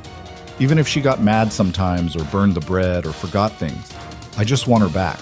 Evelyn held him tighter, this small boy who'd lost so much and understood more than anyone gave him credit for. "I know you do." They sat there in the quiet kitchen, the burned molasses cooling on the stove, the failed dough slowly deflating on the table. Through the window, Evelyn could see snow beginning to fall again, soft and relentless. Finally, Noah pulled back and looked at her with serious eyes. "Are you going to leave too?" "What makes you think I'm leaving?" "Everyone does. Mama died. Mrs. Bailey only comes sometimes. Papa's here, but he's not really here like Emma said. I thought maybe you'd stay, but now everyone's fighting and it's all broken again." "Nothing's broken that can't be fixed." "Promise?" Evelyn knew better than to make promises she might not be able to keep. But looking at this child's hopeful face, she found herself saying, "I promise I'll try. That's all anyone can do." It seemed to be enough. Noah nodded and climbed down from her lap. "Can I go check on the barn cat? She had kittens last week and Papa says I can visit them if I'm quiet." "Bundle up warm and stay where your father can see you." He ran off to get his coat, leaving Evelyn alone with the wreckage of the morning. She stood and surveyed the damage with a practiced eye. The burned molasses could be tossed. The dough was overworked but might be salvageable. The kitchen needed cleaning again, all fixable problems. The family dynamics, on the other hand, were considerably more complicated. She was cleaning up when the door opened and Caleb came back in, alone. His face was red from cold and something else, tears maybe, though he'd clearly tried to hide the evidence. "Where's Emma?" Evelyn asked. "Still in the barn. She wants to be alone for a while." He hung up his coat with careful movements. "She said some things, true things, about how I've been absent, how she's been trying to fill her mother's shoes because I couldn't, how she's angry at Sarah for dying and angry at me for letting the family fall apart, and angry at herself for not being enough to fix it." "What did you say?" "That she was right about all of it." He moved to the table and sank into a chair, suddenly looking every one of his years and more. "I told her I've been a coward, that I've been so focused on not betraying Sarah's memory that I forgot to actually live up to what she would have wanted for our children. And I apologized for making Emma shoulder burdens that should have been mine." "How did she take it?" "She cried. Really cried, not that controlled crying she does when she's trying to be strong. And then she said," his voice caught, "she said she's been waiting 3 years for me to notice." The pain in those words was staggering. Evelyn sat down across from him. 3 years is a long time for a child to wait. I know. I didn't know how to be what they needed. Sarah was the one who knew how to talk about feelings, how to comfort them when they were sad, how to make everything okay. I'm good at fixing fences and dealing with cattle and physical work. But this? He gestured helplessly. I'm failing at this. You're human. Humans fail. That's supposed to make me feel better? It's supposed to make you forgive yourself enough to try again. He looked at her across the table, and she saw the war still happening behind his eyes. The part of him that wanted to retreat, to go back to the safe numbness of grief. And the part that was finally, tentatively, reaching for something different. I asked Emma what she needed from me, he said finally. She said she needed me to let her be 12, to stop expecting her to be the woman of the house, to let her make mistakes without the world ending. Those seem like reasonable requests. They do. But I don't know how to do that without the house actually falling apart. She's been keeping things running. If she stops, then you figure it out. Or you accept that some things don't need to run perfectly. Or you ask for help. Evelyn leaned forward. You're not alone in this, Caleb. You've been acting like you are, but you're not. I can't ask you to. You already did. Last night, remember? You asked me to stay longer, to help you figure out how to do this differently. That was before I realized what a mess we really are. I knew what you were the moment I walked into this house. You think I couldn't see it? The grief, the dysfunction, the family held together by a 12-year-old's determination and not much else? She shook her head. I saw it all, and I stayed anyway. Why? The question hung between them, loaded with implications neither of them was quite ready to address. Evelyn thought about all the careful reasons she could give, her concern for the children, her professional interest in helping a struggling family, her desire to be useful during the holiday.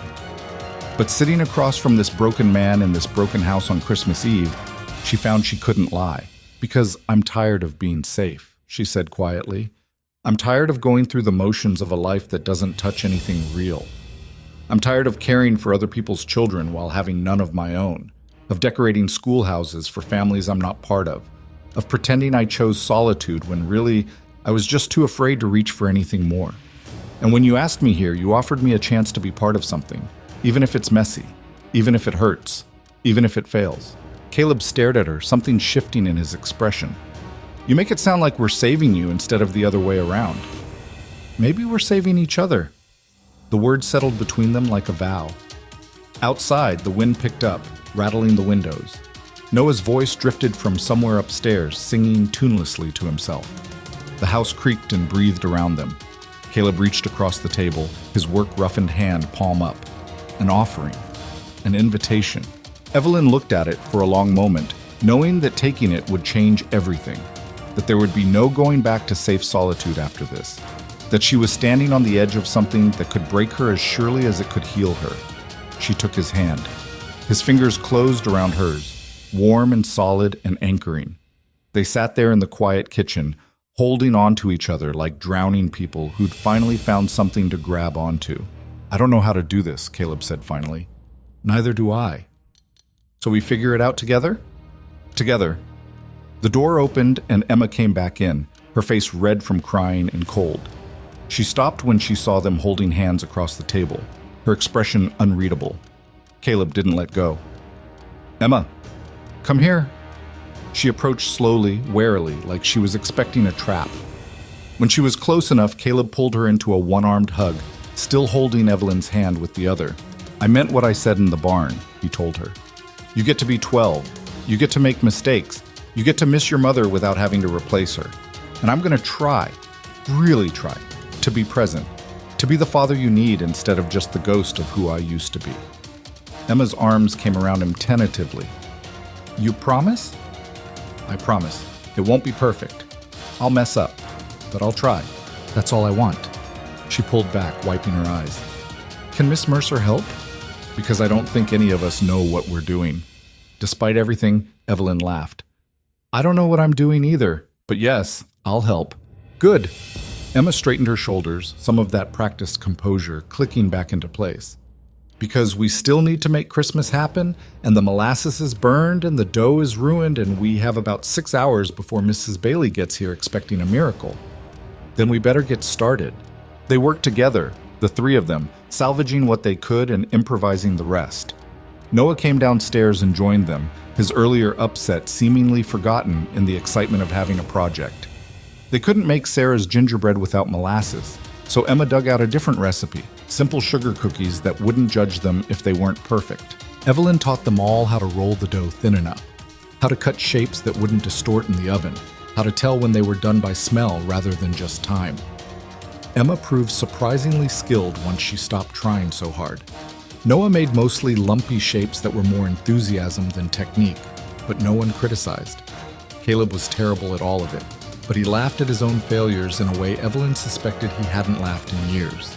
Mama would have said you cut these like you shoe horses, Emma teased, looking at her father's mangled stars. Your mama said that exact thing the one time she convinced me to help with Christmas cookies, Caleb admitted. Said I had all the delicacy of a blacksmith, which was fair given that I was one at the time. Tell us about when you met her, Emma said suddenly. You never talk about the good times, just that she's gone. Caleb's hand stilled on the rolling pin.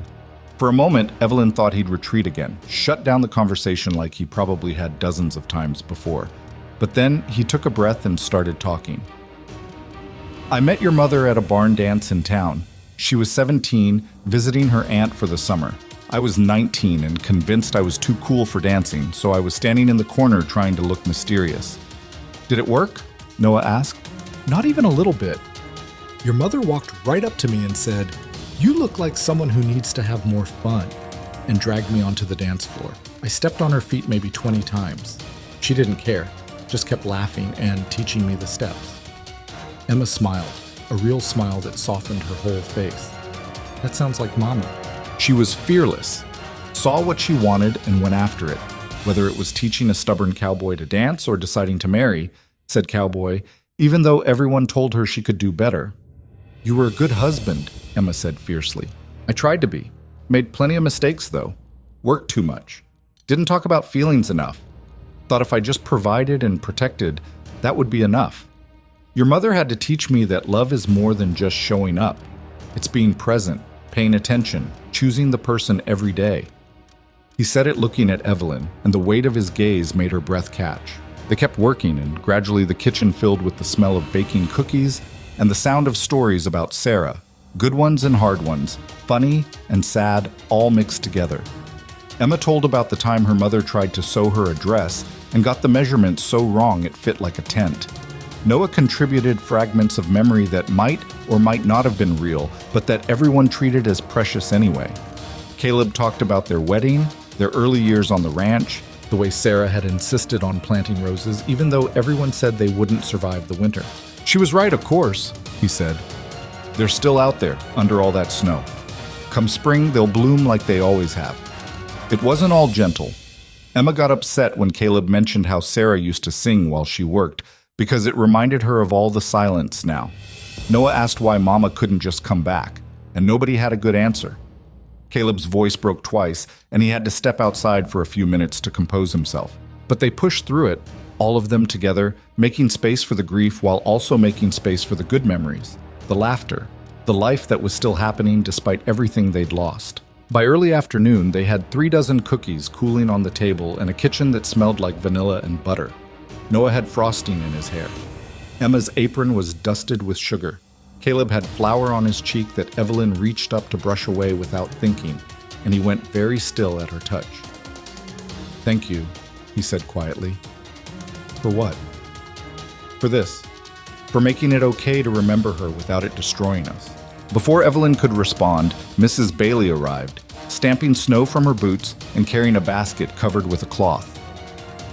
Merry Christmas Eve, she called, then stopped and looked around at the four of them covered in flour and sugar, at the cookies covering every surface, at the unprecedented sight of Caleb Dawson actually smiling. Well, this is different. We made cookies, Noah announced proudly.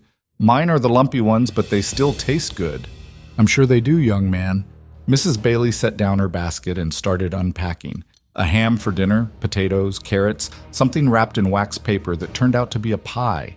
She worked efficiently, her sharp eyes taking in everything without comment. Finally, she turned to Evelyn. "You've been busy." "We all have." "I can see that."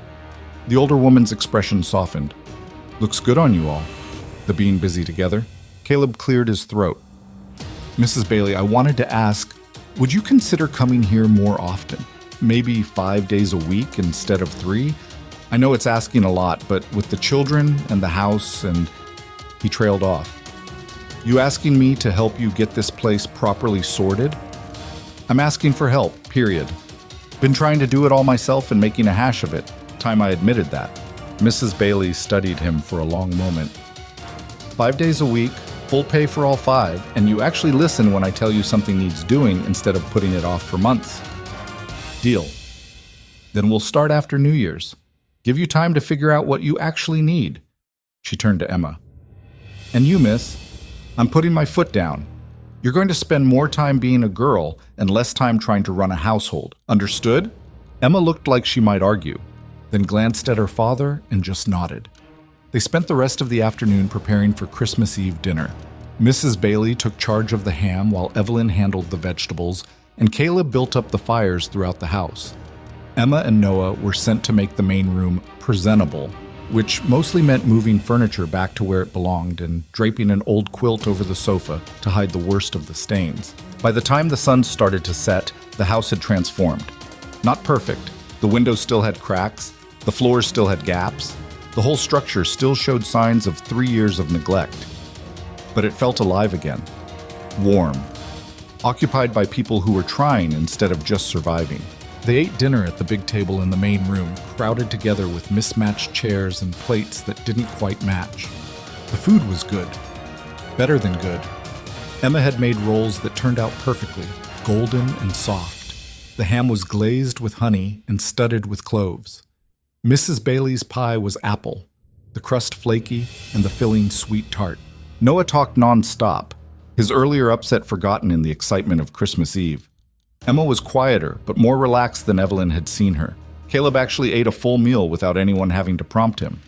Mrs. Bailey presided over it all like a benevolent dictator, making sure everyone had enough and no one could sink into sad thoughts. After dinner, they moved to the fire. Evelyn had brought down the small gifts she'd made, the doll for Emma, the whistle for Noah. She gave them awkwardly, worried they weren't enough, but both children received them like treasures. Emma held the doll carefully, running her fingers over the yellow yarn hair. "You made this?" "It's not much. It's perfect. Thank you." Noah immediately started testing the whistle, producing a shrill note that made everyone wince. Caleb gently took it and showed him how to blow softer, and soon the boy was playing a tuneless melody with great concentration. "I didn't get you anything," Caleb said to Evelyn. "Didn't think. I should have thought. You invited me into your home for Christmas. That's gift enough.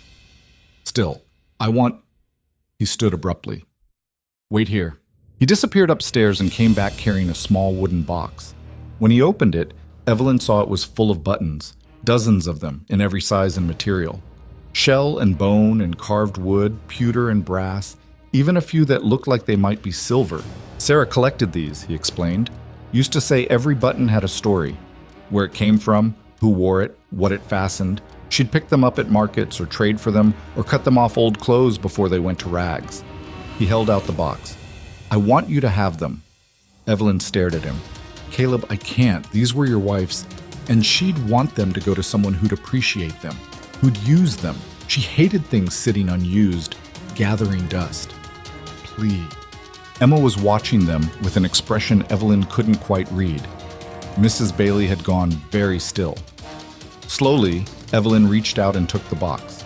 The buttons rattled softly, each one holding some unknown history. She thought about Sarah collecting these, imagining their stories, keeping them safe. And now Caleb was passing them on, letting them go, choosing to honor his wife's memory by allowing it to move forward.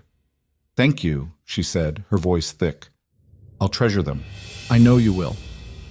They stayed up late, all of them, watching the fire burn and telling stories and just being together. Noah fell asleep curled against Evelyn's side. Emma leaned on her father's shoulder. Mrs. Bailey knitted something in the corner, her needles clicking a steady rhythm. Around 10, Mrs. Bailey announced she needed to get home to her own family. She bundled up against the cold, accepted Caleb's thanks with a gruff nod, and paused at the door. "This was a good day," she said. "First really good day this house has seen in 3 years. Don't let it be the last." After she left, Caleb carried Noah up to bed. Emma followed, moving slowly, reluctant to let the evening end. Evelyn stayed by the fire, the button box in her lap, thinking about everything that had happened in the past 24 hours. When Caleb came back down, he found her there, staring into the flames. "Long day," he said, settling into the chair beside her. "Good day, though." "Yeah, it was." He was quiet for a moment. "I meant what I said to Emma, about trying, about being present, but I'm going to need help." "I know." "Will you stay? Not just through Christmas, but longer, as long as you can." Evelyn turned to look at him.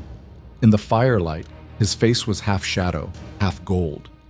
She could see the exhaustion there, the grief that would probably never fully leave, but she could also see something else. Hope, tentative and fragile, but real. "What are you asking, Caleb?" "I'm asking if you'll help me put this family back together. Help me learn how to be the father my children need. Help me figure out how to honor Sarah's memory without being buried by it." He reached for her hand again. "I'm asking if you'll let us be your family too, because I think you need us as much as we need you." The offer hung in the air between them, enormous and terrifying, and exactly what she'd been afraid to want for 7 years. "I have my teaching position," she said, even as her heart was already saying yes. "My room in town. My life there." "And you hate it. You said so yourself."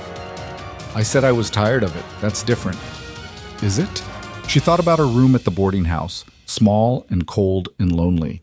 About Christmas Eves spent pretending she'd chosen solitude. About decorating a schoolhouse for other people's children while yearning for her own. About the careful, controlled life she'd built that protected her from hurt, but also from joy. Then she thought about Noah's weight in her lap, about Emma's fierce hug, about this kitchen coming back to life, about Caleb's hand in hers and the way her heart had lifted when he asked her to stay, about the possibility of something more than survival. "I'll need to give notice," she heard herself say. "Find someone to take over my teaching position. Pack my things." "But you'll come back?" "Yes, I'll come back." The relief on his face was staggering. He stood, pulling her up with him, and for a moment they just stood there, holding hands in front of the fire, like two people who'd finally found something worth reaching for. "I can't promise it'll be easy," Caleb said. "We're all pretty damaged, and there's so much to fix, the house, the family, ourselves. It's going to be hard work." "I know, and I can't promise I won't panic again, won't pull away when things get too real. I'm probably going to mess this up a dozen times. I'll mess up too. I don't know how to be part of a family anymore. Don't know how to be a mother to children who aren't mine. Don't know how to..." She stopped, unable to finish. "How to what?" "How to let myself care this much. It's terrifying." "Yeah," he agreed. "It is." They stood there in the firelight, two broken people choosing to try anyway. Outside, snow continued to fall, covering the world in white. Inside, the house breathed around them, no longer quite so haunted. Upstairs, Noah cried out in his sleep and then fell silent. Emma's floorboards creaked as she turned over in bed, the ordinary sounds of a family settling in for the night. Caleb stepped closer, his free hand coming up to cup Evelyn's face. "I'm glad you came here." "So am I." He kissed her then, soft and tentative and full of possibility.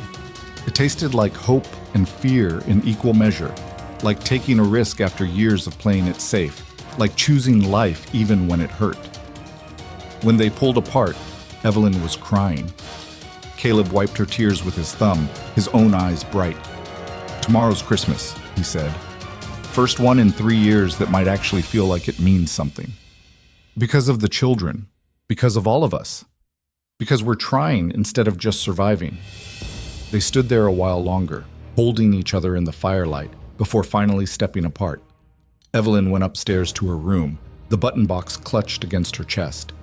Through the walls, she could hear the house breathing, could feel it settling around her like an embrace. She lay in bed and thought about everything that had changed in 2 short days. About the decision she'd just made to give up her carefully controlled life for something messier and scarier and infinitely more real. About Caleb's kiss and his children's trust and the terrifying possibility that she might actually get to have the family she'd stopped letting herself want. Tomorrow was Christmas. Tomorrow they would try to celebrate. Tomorrow she would start figuring out how to be part of this broken, healing family. But tonight, she let herself feel it. The fear and the hope and the overwhelming sense that she'd finally stepped off the edge of loneliness into something that might actually be worth the fall. Evelyn woke on Christmas morning to the sound of Noah screaming. She was out of bed and running before she was fully conscious, her heart hammering. The screaming was coming from downstairs, not hurt, she realized as she flew down the steps, but excited, joyful. The kind of screaming only a 5-year-old on Christmas morning could produce. She found him in the main room, jumping up and down in his nightshirt, pointing at something by the fireplace. Emma stood in the doorway, in her nightgown, rubbing sleep from her eyes. Caleb was nowhere to be seen. "What's all this noise about?" Evelyn asked, trying to catch her breath. "Presents!" Noah shrieked. "There are presents? And I didn't even know we were getting presents? And look, there's one with my name!" Evelyn moved closer and saw what had caused the commotion. Someone had arranged gifts beneath the mantel, wrapped in brown paper and tied with string. Nothing fancy, but clearly meant for the children. A larger bundle sat slightly apart, and Evelyn's name was written on it in Caleb's rough handwriting. The back door opened and Caleb came in, stamping snow from his boots. He took in the scene. Noah's excitement, Emma's surprise, Evelyn standing there in her nightgown with her hair loose, and something shifted in his expression. "Merry Christmas," he said. "You did this?" Emma asked, moving toward the packages with careful steps, like they might disappear if she moved too fast. "Couldn't let the day pass without something for you to open. I know they're not much—" "When did you even have time?" Evelyn interrupted. "You were with us all day yesterday. Last night, after everyone went to bed, rode into town and back. Nearly froze doing it, but..." He shrugged. "Seemed worth it." Emma picked up the package with her name on it, turning it over in her hands. Her eyes were bright with tears. "You haven't gotten us Christmas gifts since Mama died." "I know, that was wrong of me. Just because we lost her doesn't mean we have to lose everything else too." Noah was already tearing into his package, paper flying everywhere. Inside was a small wooden horse, beautifully carved with delicate features and a flowing mane. The boy's mouth fell open. "Papa, did you make this?" "Worked on it when I had time over the past few months. Wasn't sure I'd finish, but I managed." "It's the best thing ever!" Noah clutched the horse to his chest. "I'm naming him Thunder, and he's going to be the fastest horse in the whole territory." Emma opened hers more carefully, smoothing out the paper as she went. Inside was a book, a real book with a leather cover and gilt edges. She opened it reverently. "Little Women," she read, then looked up at her father with wonder.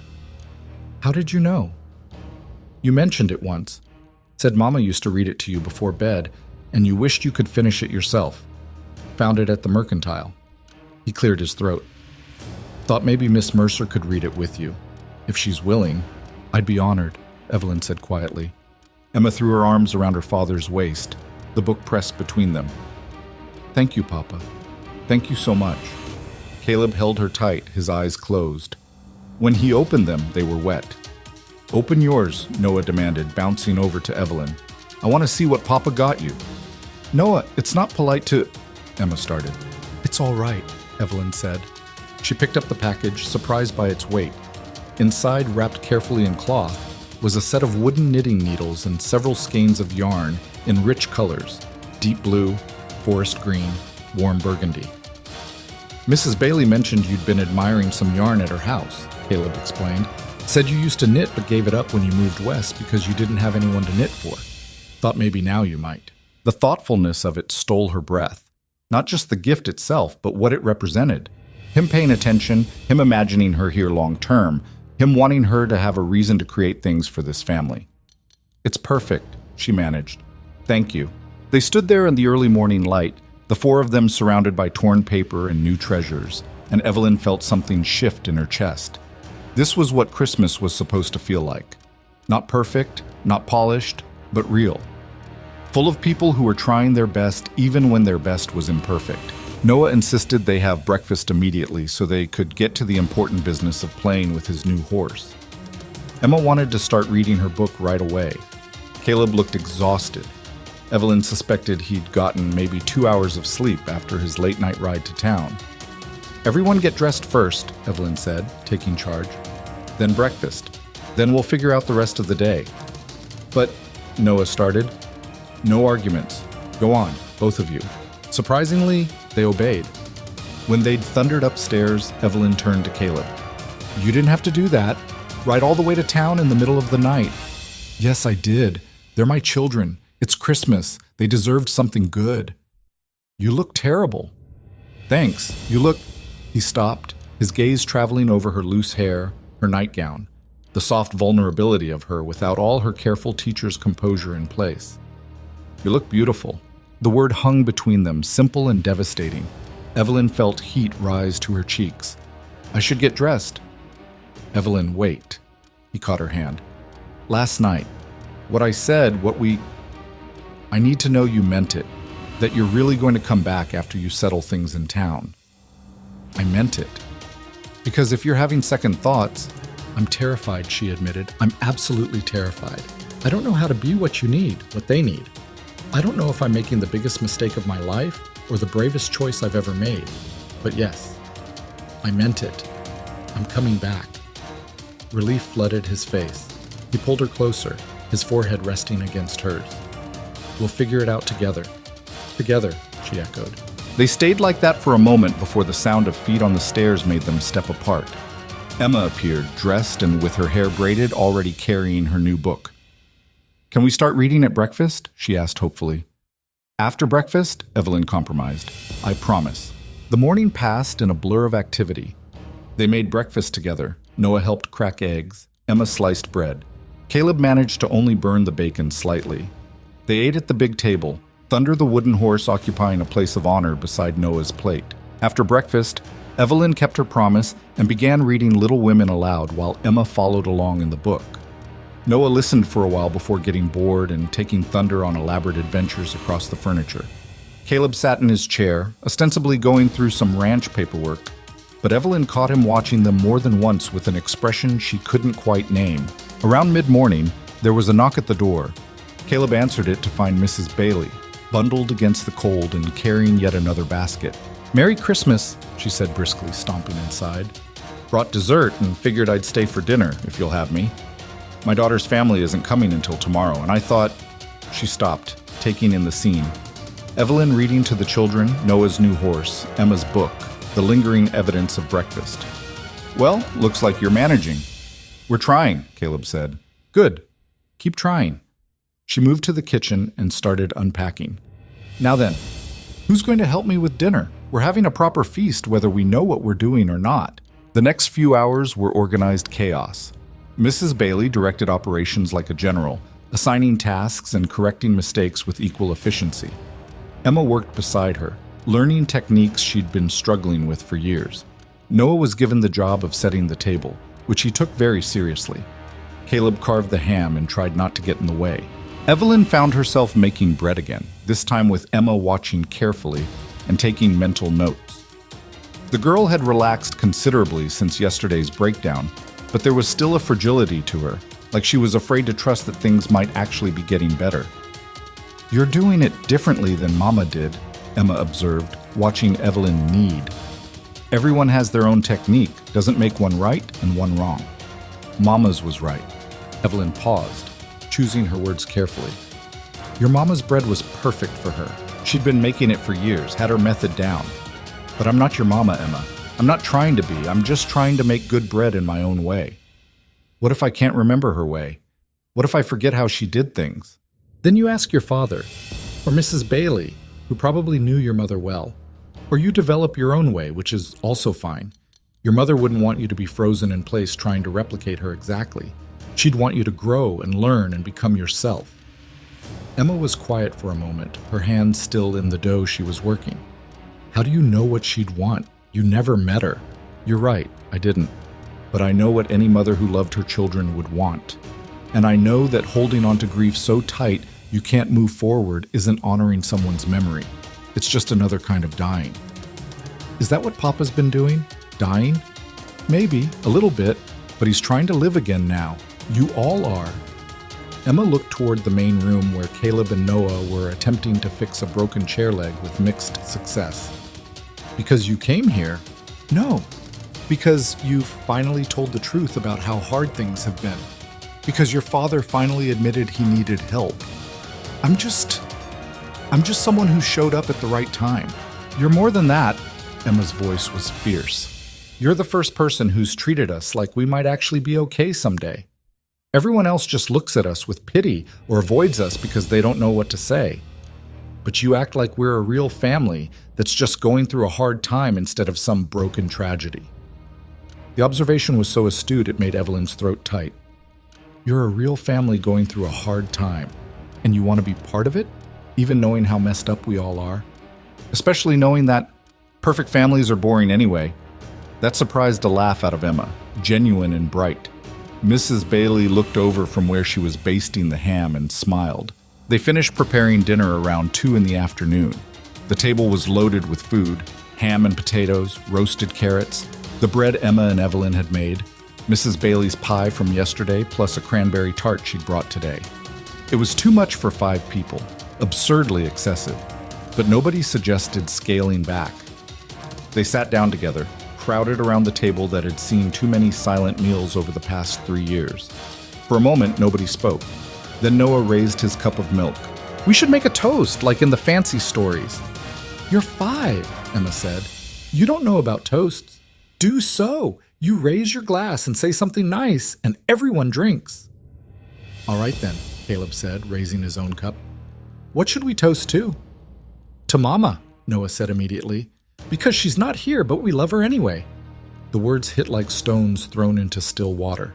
Emma's breath caught. Caleb's hand tightened on his cup. Even Mrs. Bailey looked affected. To Mama, Emma echoed quietly, raising her cup. To Sarah, Mrs. Bailey added. Who'd be proud of what you're all doing here? Caleb looked at Evelyn. She raised her cup and said, To Sarah, who loved her family enough to want them to be happy even after she was gone. They drank. Noah immediately started eating, oblivious to the emotion his toast had stirred. Emma wiped her eyes discreetly. Caleb stared at his plate for a long moment before finally picking up his fork. The meal was good, more than good. The ham was perfectly cooked, the vegetables seasoned well, the bread crusty and warm. They ate and talked and laughed, and gradually the shadow of Sarah's absence became less heavy. Not gone. It would never be gone, but bearable. After dinner, Noah fell asleep on the sofa, clutching thunder. Emma curled up with her book, reading ahead, while Evelyn and Mrs. Bailey cleaned up. Caleb went outside to check on the animals, a task that couldn't be avoided even on Christmas. You're planning to stay, aren't you? Mrs. Bailey said quietly as they washed dishes. How did you know? The way he looks at you, the way you look at him, the way those children have latched onto you like you're the answer to something they didn't know how to ask for. The older woman's hand stilled in the dishwater. Just don't break their hearts. They've had enough breaking. I'm not planning to. Plans change. Feelings change. This all might seem romantic now, but the reality of living out here, taking on 2 grieving children and a man who's still half in love with a ghost, that's hard work. Harder than teaching school in town. I know. Do you? Really? Mrs. Bailey turned to face her. You'll be giving up your independence, your career, your own space. You'll be dealing with nightmares and grief and 2 children who might resent you for not being their mother, even while they desperately need you to fill that role. You'll be partnering with a man who might pull away every time things get too real because he feels guilty for moving forward. Are you really prepared for that? Evelyn thought about her room in town, her teaching position, her carefully controlled life that asked nothing of her except competence and distance. No, she admitted, I'm not prepared, but I'm willing to try anyway. Mrs. Bailey studied her for a long moment, then nodded. That might be enough. Sarah wasn't prepared either, you know. Girl from town marrying a rancher and moving out to the middle of nowhere. Everyone said it wouldn't last, but she loved him enough to make it work, loved those children enough to make this house a home. And when she was dying, she made me promise I'd look after them. All of them. Did she know that Caleb would need someone else eventually? She hoped, said she couldn't bear the thought of him being alone forever, of the children growing up without a mother's love. Asked me to encourage him when the time came. Mrs. Bailey's eyes were wet. So I'm telling you now, you're what she would have wanted for them. Someone kind and strong and willing to step into an impossible situation. But that doesn't make it easier. Nothing worth doing is easy. Spoken like someone who's never tried to parent grieving children, but there was warmth in Mrs. Bailey's voice. You'll do, I think. You'll do just fine. They finished the dishes in companionable silence. When Caleb came back in, red-cheeked from the cold, he found his household peaceful. Noah asleep, Emma reading, Mrs. Bailey knitting, Evelyn staring into the fire with a thoughtful expression. Everything all right? He asked, hanging up his coat. Fine, Evelyn said, just thinking. About? About how different today is from every Christmas I've spent in the past 7 years. Better or worse? She looked at him standing there in his work clothes, snow melting in his hair, his face showing every year of hard living and loss. Then she looked at his children, at this house that was slowly coming back to life, at the future spreading out uncertain and terrifying and full of possibility. Better, she said. Definitely better. The afternoon faded into evening. Mrs. Bailey left around 4, insisting she needed to get home before dark. Emma helped her pack up the empty dishes, chattering about her book. At the door, the older woman pulled Evelyn aside. You're going back to town tomorrow? I need to give notice. Pack my things. It'll take a few days at least. Don't take too long. They need you. And I think you need them too. She patted Evelyn's arm. Be brave, girl. It's worth it. After she left, the house felt quieter. Noah woke from his nap cranky and out of sorts, complaining that his stomach hurt from too much food. Emma tried to keep reading, but her eyes kept drooping. Caleb built up the fire and settled into his chair with a tiredness that went bone deep. Evelyn made tea and brought it to him. He took it with a grateful nod. Long day, he said. Good day, though. Yeah. He sipped the tea, wincing at the heat. Evelyn, about tomorrow, when you go back to town. How long do you think? A week. Maybe 2 if there are complications with finding a replacement teacher. I'll need to give proper notice, make sure the students are taken care of. And then you'll come back? Then I'll come back. He reached for her hand, pulling her down to sit on the arm of his chair. I keep thinking I'm going to wake up and find out this was all a dream, that you were never here, that Christmas was just as bleak as the last 3, that nothing changed. It's real. I'm real. I know, it's just hard to believe that something good could actually happen, that I could actually have a second chance at... He stopped, struggling with words. At not being alone. Emma's voice cut across the room. Papa? They both turned. The girl was standing in the doorway, her book clutched to her chest, her expression unreadable. Yes, sweetheart? Are you and Miss Mercer... Are you... She swallowed. Is she going to be our new mother? The question hung in the air like something breakable. Caleb's hand tightened on Evelyn's. She could feel his panic, his uncertainty about how to answer. That's not... He started. We haven't... Emma, it's complicated. It's not complicated. Emma's voice was steady, but her eyes were fierce. Either she's staying and becoming part of this family or she's not.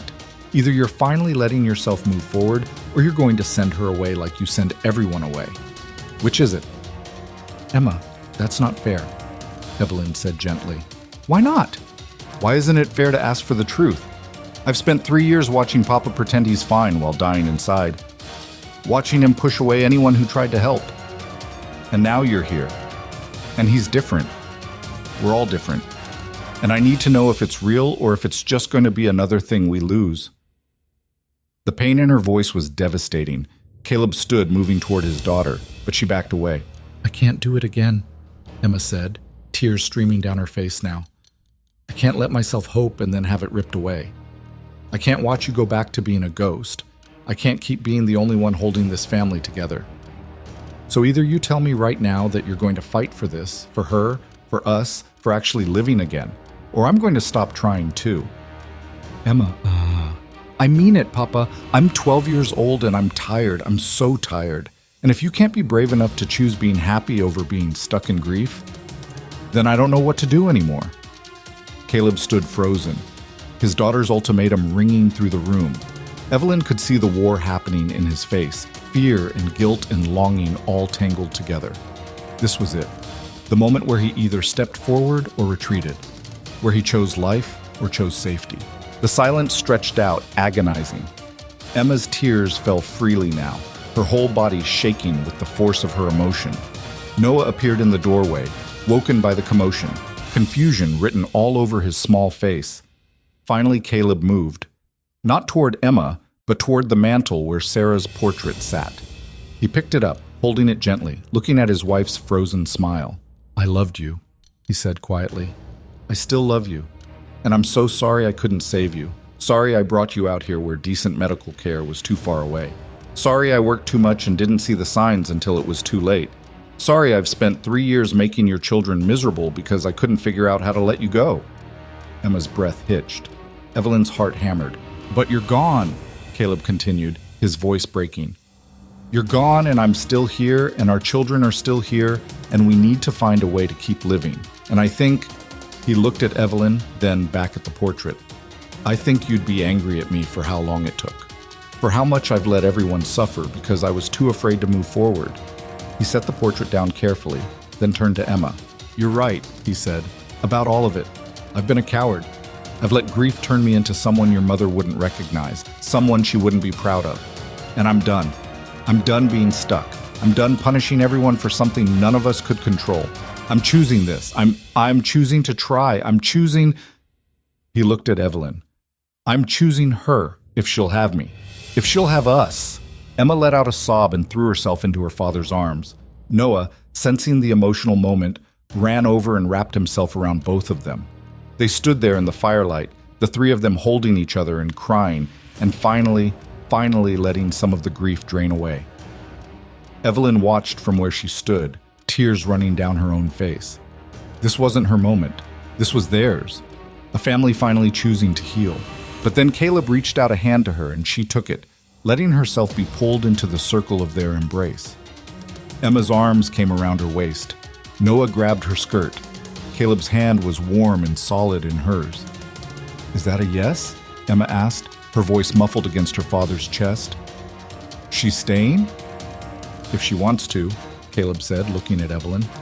"If she's willing to take on this mess of a family and all the hard work that comes with it." "I want to," Evelyn said through her tears. "I want all of it." They stood there for a long time, the four of them tangled together, letting the decision settle into something real. Finally, Noah pulled back and looked up at Evelyn with serious eyes. "Does this mean you're going to be our mama now?" The question stopped everyone. Evelyn looked at Emma, at Caleb, uncertain how to answer without dishonoring Sarah's memory. "No," she said finally. "Your mama was Sarah, and she'll always be your mama. But I can be someone else, someone who loves you and takes care of you and is part of your family, if that's okay with you." Noah considered this gravely. "What do we call you then? If you're not Mama, but you're not Miss Mercer anymore either. What do you want to call me?" He thought about it. "Evie. That sounds nice. Is that okay?" "That's perfect." Emma pulled back, wiping her eyes. "I'm sorry I got so angry. I shouldn't have..." "You should have," Caleb interrupted. "You should have done it 3 years ago. Someone needed to shake me out of this, and I'm glad it was you." He looked at his daughter with a mixture of pride and regret. "You've been braver than I have for so long. Let me be brave now. Let me take care of things for a while. I don't know how to stop. Then we'll figure it out together, all of us."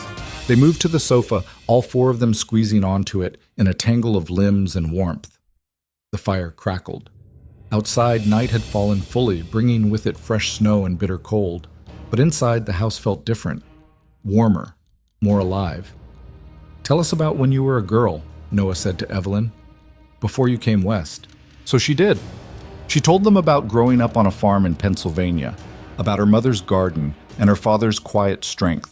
She told them about learning to read and falling in love with books and dreaming of adventure. She told them about loss and loneliness and the slow realization that running away doesn't fix anything. Emma listened intently, occasionally asking questions. Noah drifted off again, his head in Evelyn's lap. Caleb sat with his arm around her shoulders, and she could feel some of the tension finally leaving his body. "What made you decide to come west?" Emma asked. I thought I was running towards something new. Turns out, I was just running away from grief. Took me 7 years to figure out that didn't actually help. And now? Now I'm choosing to run toward something, toward this, toward all of you, even though it's terrifying. Why is it terrifying? Evelyn thought about how to answer honestly without being too heavy. Because when you care about people, you can lose them, and loss hurts. So sometimes it feels safer not to care at all. But that's not really living. That's just existing. That's what we've been doing, Emma said quietly. Just existing. For 3 whole years. Well, not anymore. They sat together as the evening deepened into night. Eventually, Caleb carried Noah up to bed. Emma followed, exhausted from the emotional day. Evelyn stayed by the fire, thinking about everything that had happened in the past few days. When Caleb came back down, he found her still there, staring into the flames. "Long day," he said, settling beside her. "Best day I've had in years." Yeah, me too. He reached for her hand. Thank you. For pushing me, for not letting me hide, for being brave when I couldn't be. You were brave today, telling Emma the truth, choosing to move forward. That took real courage. Felt more like desperation, like I'd run out of ways to avoid the truth. Sometimes that's what courage is, running out of other options and finally doing the right thing anyway. He pulled her closer and she let herself lean into him. They sat in comfortable silence, watching the fire burn down. "I need to tell you something," Caleb said eventually. "About Sarah. About us." "You don't have to be..." "I do. If we're going to do this, if you're really going to be part of this family, you need to know the truth. Not the perfect memory Emma's building or the tragic story everyone in town tells. The real thing." Evelyn waited. "I loved her," he said.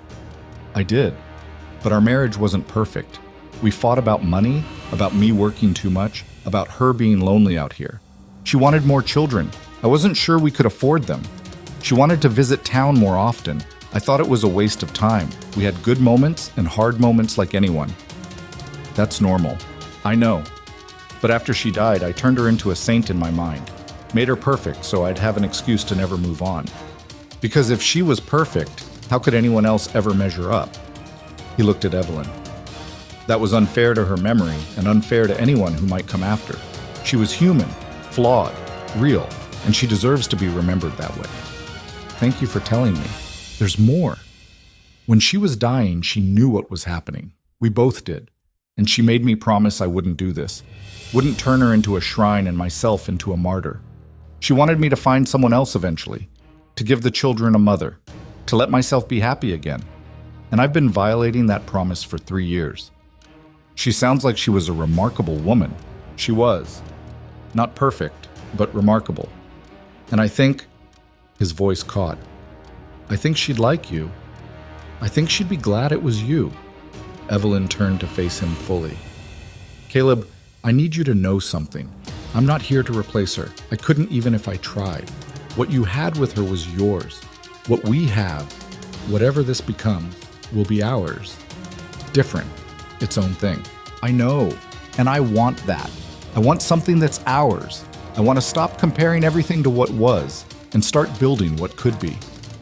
He cupped her face in his hands. I want to marry you. Make this official. Give you a real place in this family, instead of just having you live here in some undefined role. The words should have thrilled her. Instead, they made her pause. That's a big step. We've known each other for 3 days. I know. And I'm not saying tomorrow. I'm saying eventually. When you're ready, when the children are ready, when we've had time to figure out what this is. But I wanted you to know that's where I'm headed, that I'm not asking you to give up your life just to be some temporary help. I'm asking you to build a life here, with us, permanently. Evelyn's heart was racing. This was everything she'd stopped letting herself want. A family, a home, someone who loved her. But it was also terrifying in its permanence. What if I'm terrible at it, she asked. What if the children end up resenting me? What if we discover we don't actually work well together once the romance wears off? Then we deal with it, together, like any family deals with problems. He smiled slightly. I'm not offering you perfection, Evelyn. I'm offering you reality, messy and hard and sometimes painful, but real. Is that enough? She thought about her old life. Safe, controlled, lonely. Then she thought about Noah's laugh and Emma's fierce heart and this man's tentative hope. "Yes," she said. "It's enough. It's more than enough." He kissed her then, deep and sure, like sealing a promise. When they pulled apart, they were both shaking. "I should go to bed," Evelyn said. "Tomorrow's going to be hard, saying goodbye, even temporarily." "You'll come back, though." "I'll come back." "I promise." She stood, but he caught her hand. "Evelyn, I know I haven't said it yet, but I need you to know I love you. I don't know when it happened exactly. Maybe when you stood in my kitchen and called me on my grief. Maybe when you held my son while he cried. Maybe the first time I saw you with my daughter and realized she was smiling again. But I love you, and I'm going to spend whatever time you'll give me proving you didn't make a mistake choosing us." The words cracked something open in her chest. "I love you too, all of you. Your broken, beautiful family and this falling apart house and the terrifying future we're building together. All of it." They stood there in the dying firelight, holding hands and holding on to hope. Finally, Evelyn pulled away and headed upstairs. In her room, she looked around at her few possessions, at the life she'd have to pack up and leave behind. It should have felt sad. Instead, it felt like shedding skin that didn't fit anymore. She climbed into bed and lay in the dark, listening to the house breathe around her. Tomorrow, she'd go back to town, give notice, pack up 7 years of careful solitude, and then she'd come back here and figure out how to be part of something bigger than herself. It was terrifying. It was perfect. It was real. Through the walls, she heard Caleb moving around in his room, heard Emma turn over in her sleep, heard Noah cry out from a nightmare and then settle again. The sounds of a family. Her family now, or close enough. She closed her eyes and let herself believe it was possible. All of it. The happy ending she'd stopped letting herself want. The second chance none of them thought they deserved. Tomorrow would bring its own challenges. But tonight, on Christmas, in this house that was learning to live again, Evelyn Mercer let herself hope. The morning Evelyn left for town, Noah wouldn't let go of her skirt. "You promised you'd come back," he said, for the 10th time, his small face pinched with worry. "You promised. And I will, 2 weeks at the most." She knelt down to his level, smoothing his unruly hair. "I have to take care of some things in town, but then I'm coming right back here. To you and Emma and your papa. What if you change your mind? What if you get to town and remember you like it better there?" The fear in his voice broke her heart. He'd lost his mother without warning. In his mind, people who left didn't always come back. "Noah, listen to me." She took his small hands in hers. "I'm not leaving because I want to. I'm leaving because I have responsibilities I need to finish. But this..."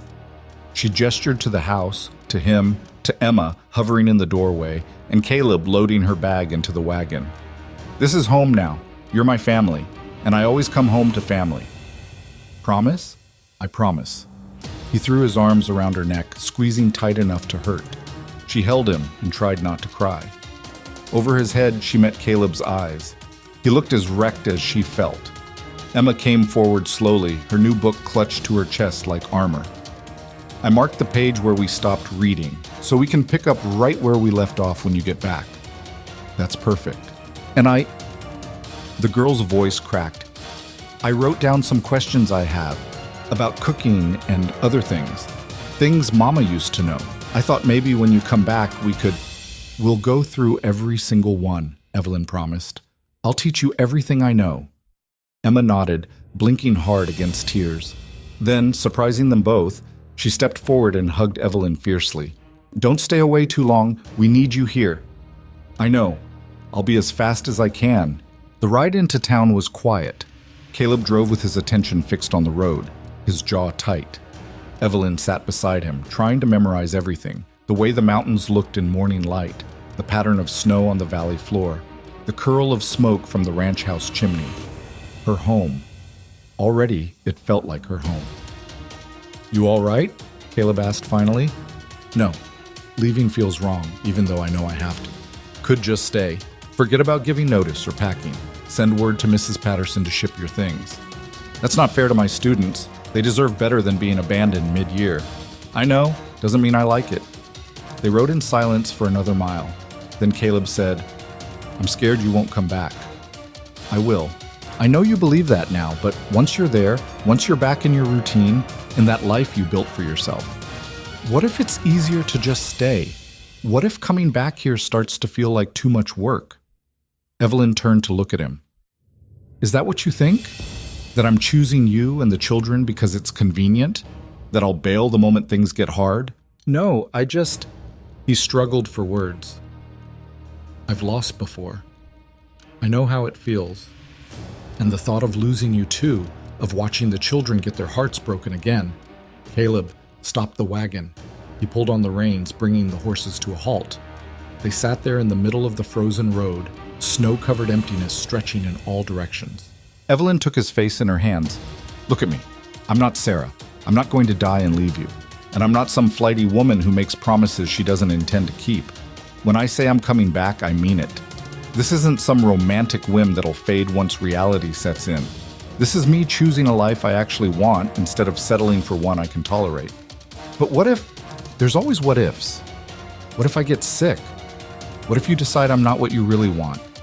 What if the children end up hating me? What if we're making a massive mistake? She leaned her forehead against his. But we can't live our lives in what ifs. At some point, you have to take the risk and trust that it'll work out. Or at least that it's worth trying. I'm not good at trust anymore. I know. But you're trying. That's all I'm asking. Try to trust me. Try to believe that I mean what I say, and I'll try to get back here as fast as humanly possible. He kissed her then, desperate and clinging, like he could keep her there through sheer force of will. When they pulled apart, they were both shaking. 2 weeks, he said. 2 weeks. They continued into town. When they reached the boarding house where Evelyn rented her room, Caleb helped her down from the wagon and carried her bag to the door. I'll come back in 2 weeks to get you, he said. Whatever you can't fit, we'll make another trip for. Caleb, you don't have to. I want to. I want to be the one who brings you home. The word home settled between them, warm despite the cold.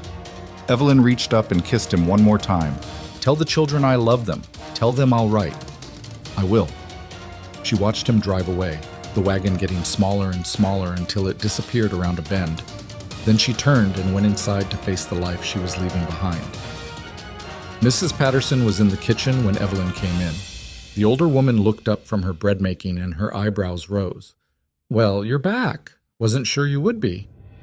I need to talk to you about my room. Giving notice, are you? How did you know? Mrs. Patterson smiled knowingly. You've got that look. The one women get when they finally decided to reach for something. How long do I have? 2 weeks, if that works for you. Works fine. I've got someone asking about the room anyway. She dusted flour from her hands. He's a good man, that Caleb Dawson. Lost, but good. And those children need a mother. I'm not replacing their mother. Didn't say you were. Said they need a mother, present tense. Different thing entirely. Mrs. Patterson fixed her with a sharp look. You sure about this? Ranch life is hard. Being an instant parent to grieving children is harder. And loving a man who's still half in love with a ghost, that's hardest of all. Everyone keeps warning me how hard it'll be. Nobody seems to consider that I might want hard, that I might be tired of easy and safe and lonely. Fair point. Mrs. Patterson went back to her bread. Well, you'll have my blessing anyway, for what it's worth.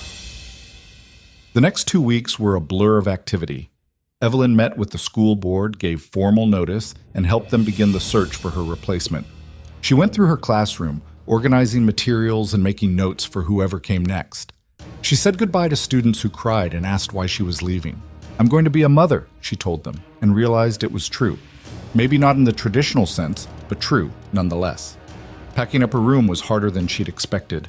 7 years of life in Silver Creek reduced to 3 trunks and a few boxes, books and clothes and small treasures she'd collected. Not much to show for all that time. It made her realize how little she'd actually lived during those years, how much she'd just been going through motions. She wrote to Caleb and the children every other day. Caleb's responses were brief but warm, updating her on ranch business and small moments with the kids. Emma's letters were longer, full of questions and observations and a tentative hope that made Evelyn's chest ache. Noah couldn't write yet, so he drew pictures, elaborate scenes of horses and houses and stick figures that were labeled Evie. On the 10th day, as Evelyn was sorting through the last of her belongings, someone knocked on her door. She opened it to find a woman she vaguely recognized from church.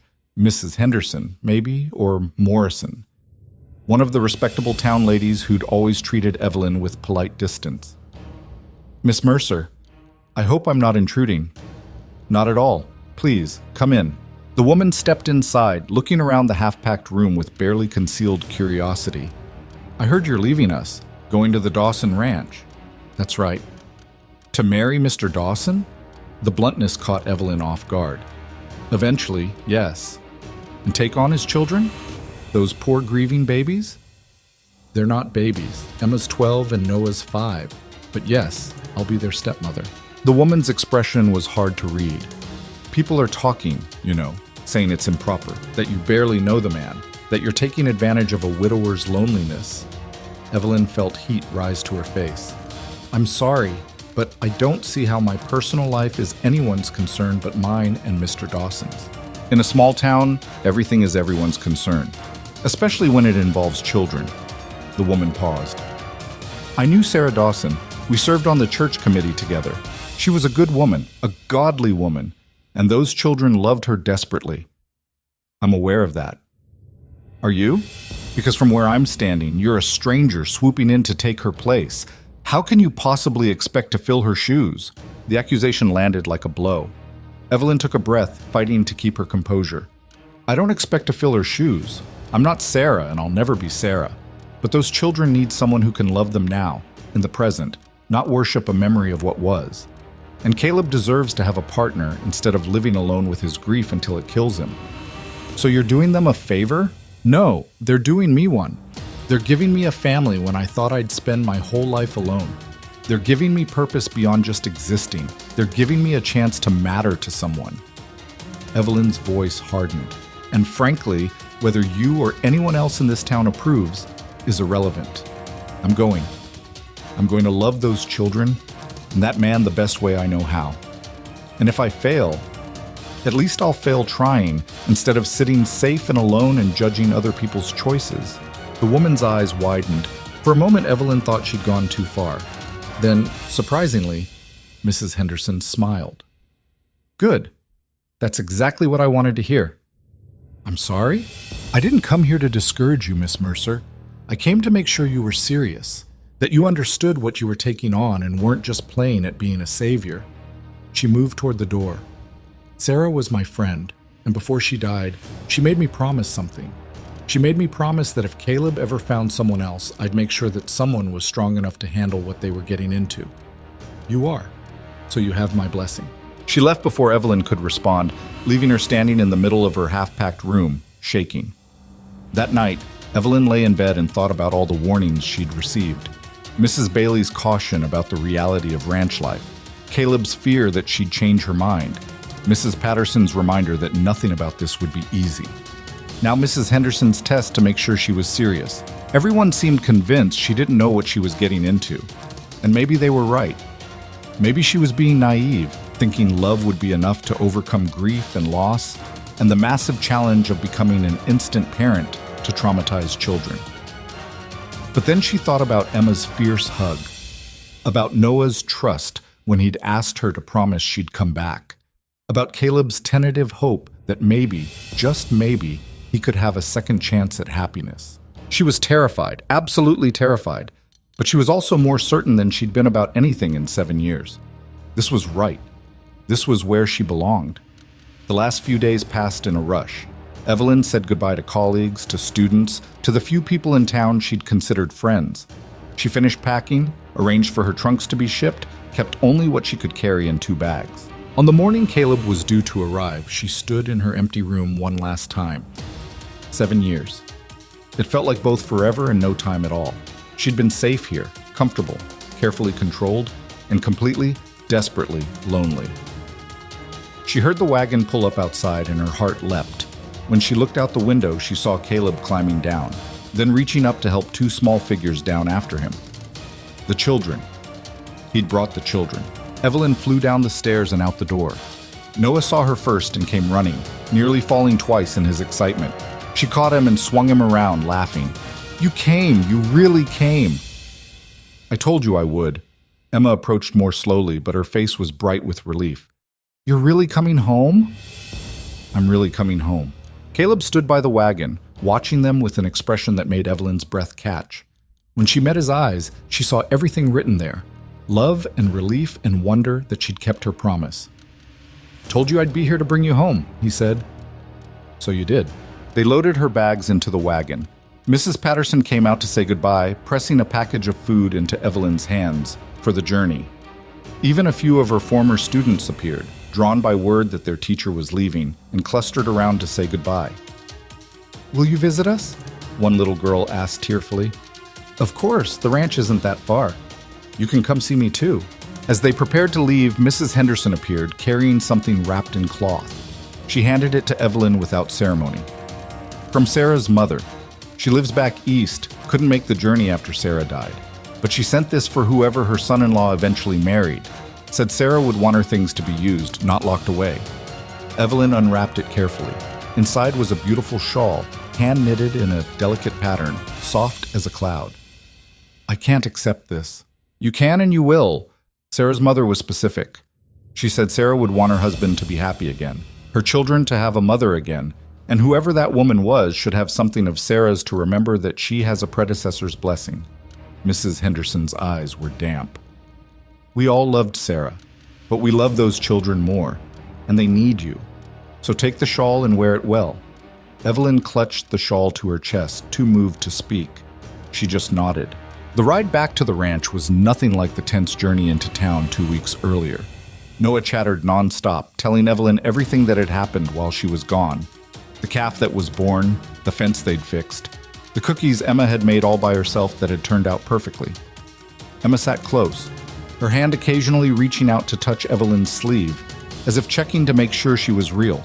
Caleb drove with one hand on the reins and the other holding Evelyn's, his thumb making small circles on her palm. How was it? He asked quietly during a lull in Noah's monologue. Leaving town? Harder than I expected, easier than I feared, mostly just final, like closing a chapter I've been stuck on for too long. Any regrets? Not a single one. When the ranch came into view, Evelyn felt something settle in her chest. Home. This was home now. The house looked different than it had 2 weeks ago. Someone had fixed the broken porch railing, cleared the snow from the walkway, even hung a wreath on the door. We've been getting things ready, Emma said, following Evelyn's gaze. Mrs. Bailey said we needed to make it proper for when you came back. Papa fixed what he could. I cleaned everything. Even Noah helped. I swept the floor, Noah announced proudly. 3 whole times. Inside, the changes were even more apparent. The house was clean, truly clean, not just surface tidy. Curtains had been mended and rehung. Furniture was properly arranged. The kitchen gleamed. And in Evelyn's room upstairs, she found fresh linens on the bed, wildflowers in a jar by the window despite the winter cold, and a note in Emma's careful handwriting. Welcome home. Evelyn sat on the bed and cried. She heard footsteps on the stairs and looked up to find Caleb in the doorway. You all right? I didn't think it would feel this way, like I actually belong somewhere. You do belong here. We've just been waiting for you to realize it. He sat beside her, and she leaned into him, letting herself be held. Through the floor, they could hear Noah playing with Thunder and Emma starting dinner preparations. The sounds of a family. Their family. I want to marry you, Caleb said suddenly. Not eventually. Soon, if you're willing. How soon? As soon as it can be arranged. I don't want there to be any question that you belong here, that you're part of this family officially, and I'm tired of waiting for good things. Evelyn pulled back to look at him. The children, do they know you're planning to propose? Emma knows. She helped me pick out the ring. Noah knows something's happening, but he's 5, so his understanding is limited. Caleb reached into his pocket and pulled out a simple gold band with a small stone. It's not much. Sarah's ring is packed away for Emma someday. This one I had made new. Wanted it to be ours, not a hand-me-down. It's perfect. So is that a yes? That's a yes? He slipped the ring onto her finger. It fit perfectly, like it had been made specifically for her hand. Maybe it had been. They sat there for a long moment, just breathing together, letting the enormity of the decision settle. Then Emma's voice called up the stairs. "Dinner's ready, and I made it without burning anything." They went downstairs to find the table set, food steaming in serving dishes, Noah already in his seat with Thunder beside his plate. Emma stood by the stove looking proud and nervous in equal measure. "Everything looks wonderful," Evelyn said. "I used the recipes you taught me, and I didn't panic when something went wrong. I just fixed it and kept going." "That's exactly right." They ate together, all four of them, and it felt different than it had 2 weeks ago. More settled, more real. Like they'd moved from trying to be a family to actually being one. After dinner, when the children were in bed and Evelyn and Caleb sat by the fire, she asked him something she'd been wondering. "Are you afraid of getting married again?" "Terrified, but not for the reasons you'd think." "What are you afraid of?" "I'm afraid I'll mess it up, that I'll fall back into old patterns, that I'll fail you the way I feel like I failed Sarah." He stared into the flames. "And I'm afraid of being happy," which sounds stupid, but it's true. Happiness feels dangerous, like something that'll be taken away the moment I trust it. "I understand that." "Do you?" "I'm afraid too. I'm afraid the children will grow to resent me. I'm afraid I'll never live up to Sarah's memory. I'm afraid I'll wake up one day and realize I'm in over my head and don't know how to swim." She took his hand. "But I'm more afraid of living the rest of my life wondering what might have been if I'd been brave enough to try."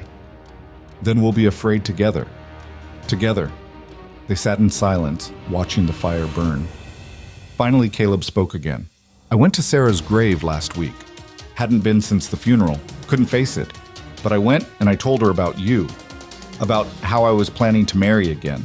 To give the children a mother. To try to move forward." His voice was rough. "And I asked her permission, which is probably ridiculous since she's dead and can't answer. But I needed to say it out loud." "What did you tell her?" "That I'd always love her. That she'd always be the children's mother, the woman who made me believe in family in the first place. But that I had to let her go. Had to stop living in the past. Had to choose life, even though it meant accepting she wasn't part of that life anymore." He looked at Evelyn. "I told her about you, about how you came here and saw all our broken pieces and didn't run. About how you loved my children without trying to erase their mother's memory. About how you made me want to try again." What do you think she would have said? Probably that it took me long enough.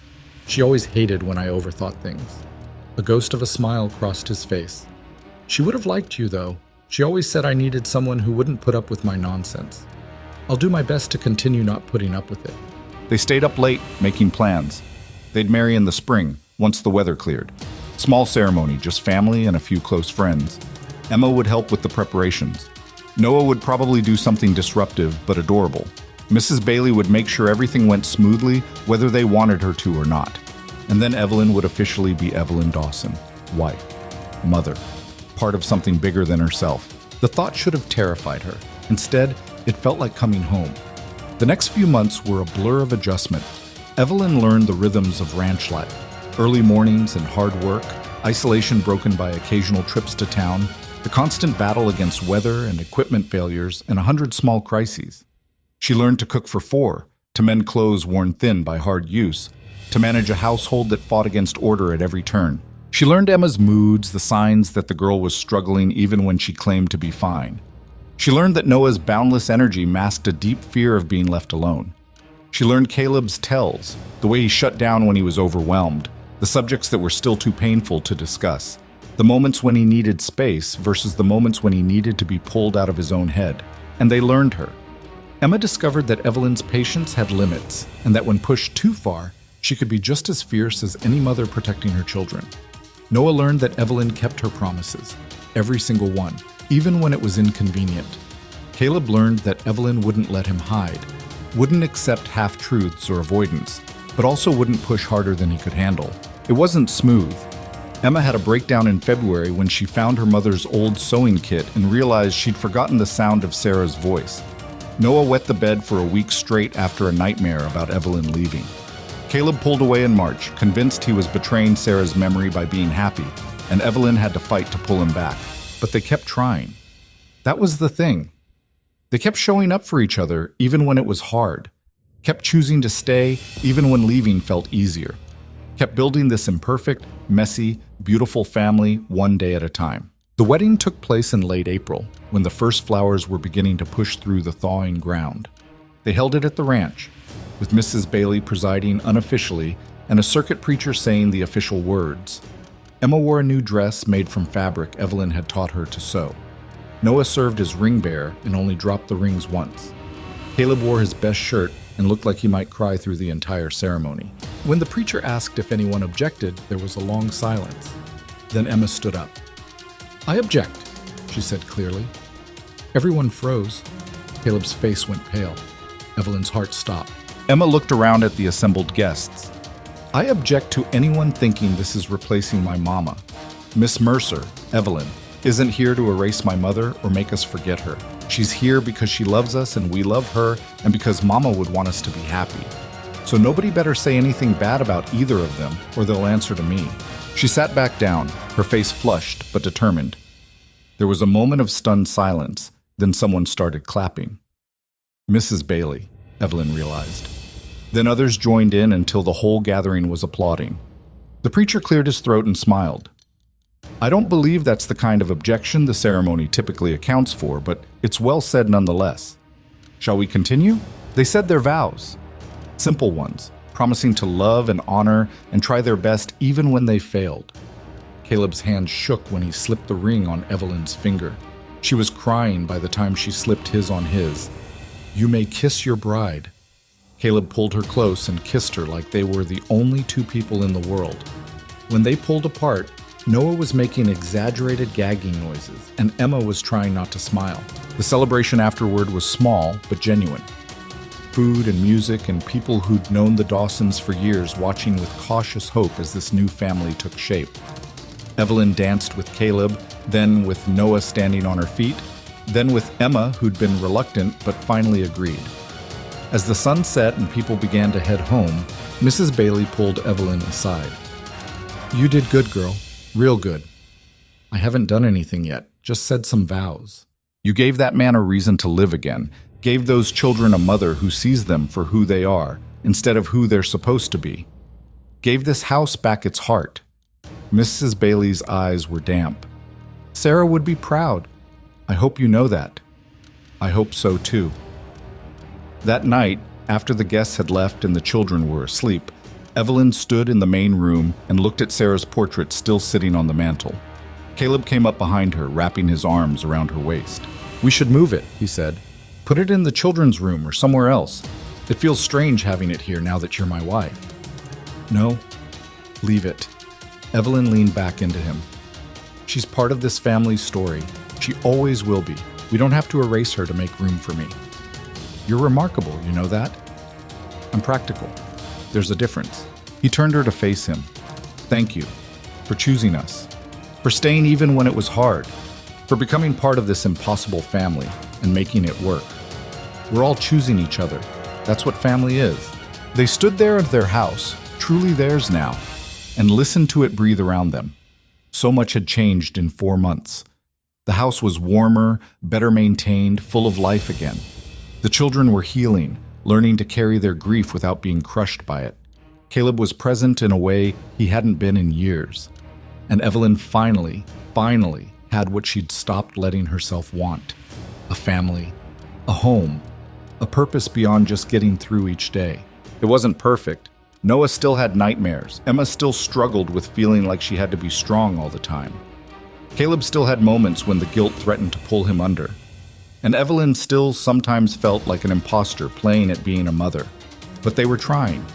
All of them, together, building something new from the ruins of what was lost. That was the thing about grief, Evelyn had learned. It didn't go away. It didn't magically heal. You just learned to carry it differently. Learned to make room for it alongside joy and hope and love. Learned that moving forward wasn't betrayal. It was survival. It was choosing life even when life had hurt you. She thought about the lonely teacher she'd been 4 months ago, decorating an empty schoolhouse and pretending she'd chosen solitude. That woman felt like a stranger now, someone she'd been before she learned what it meant to truly belong somewhere. "What are you thinking?" Caleb asked. "That I'm glad Noah broke that milk pitcher." He laughed, surprised. "What?" "That first morning I was here. When I came down and found him standing in broken glass, crying because he thought he'd ruined everything. If that hadn't happened, I might not have stayed. Might have gotten scared and run back to town. But seeing him like that, seeing all of you trying so hard and failing, it made me realize I wanted this. Wanted to be part of the mess instead of just observing from the outside. So you're saying we should thank our son for being clumsy? I'm saying sometimes broken things lead to better things. Sometimes you have to fall apart before you can build something stronger. Caleb pulled her closer. I love you. Have I told you that today? Several times, but I don't mind hearing it again. I love you, and I'm going to keep loving you even when we fight and fail and mess everything up, which we will. I know, and I'll keep loving you too, all of you. Upstairs, they heard Noah cry out from a nightmare. Without discussion, they both headed for the stairs. This was parenthood now. Shared responsibility, shared worry, shared love. They went into Noah's room together and found him sitting up in bed, thunder clutched to his chest, tears streaming down his face. Hey, buddy, Caleb said softly. What's wrong? Had a bad dream. Everyone left and I was alone. Evelyn sat on the edge of his bed. We're right here. We're not going anywhere. Promise? Promise. Your papa and I are married now. That means we're a family forever. You're stuck with me. Good. Noah wiped his eyes. Can I sleep in your room tonight? Evelyn looked at Caleb, who shrugged. Sure. Why not? It's our wedding night. What's more romantic than a 5-year-old between us? They made a nest of blankets on the floor of their room, and Noah curled up there, asleep again within minutes. Evelyn and Caleb lay in their bed, hands linked across the space between them, listening to their son breathe. This is our life now, Caleb said. I wouldn't change it for anything. Not even for a wedding night without interruptions? Not even for that. Through the walls, they heard Emma moving around in her room, probably reading by candlelight when she was supposed to be sleeping. They'd talk to her about it in the morning, or maybe they'd let it go. Pick their battles, figure out which rules mattered and which ones didn't. Because that was parenthood too.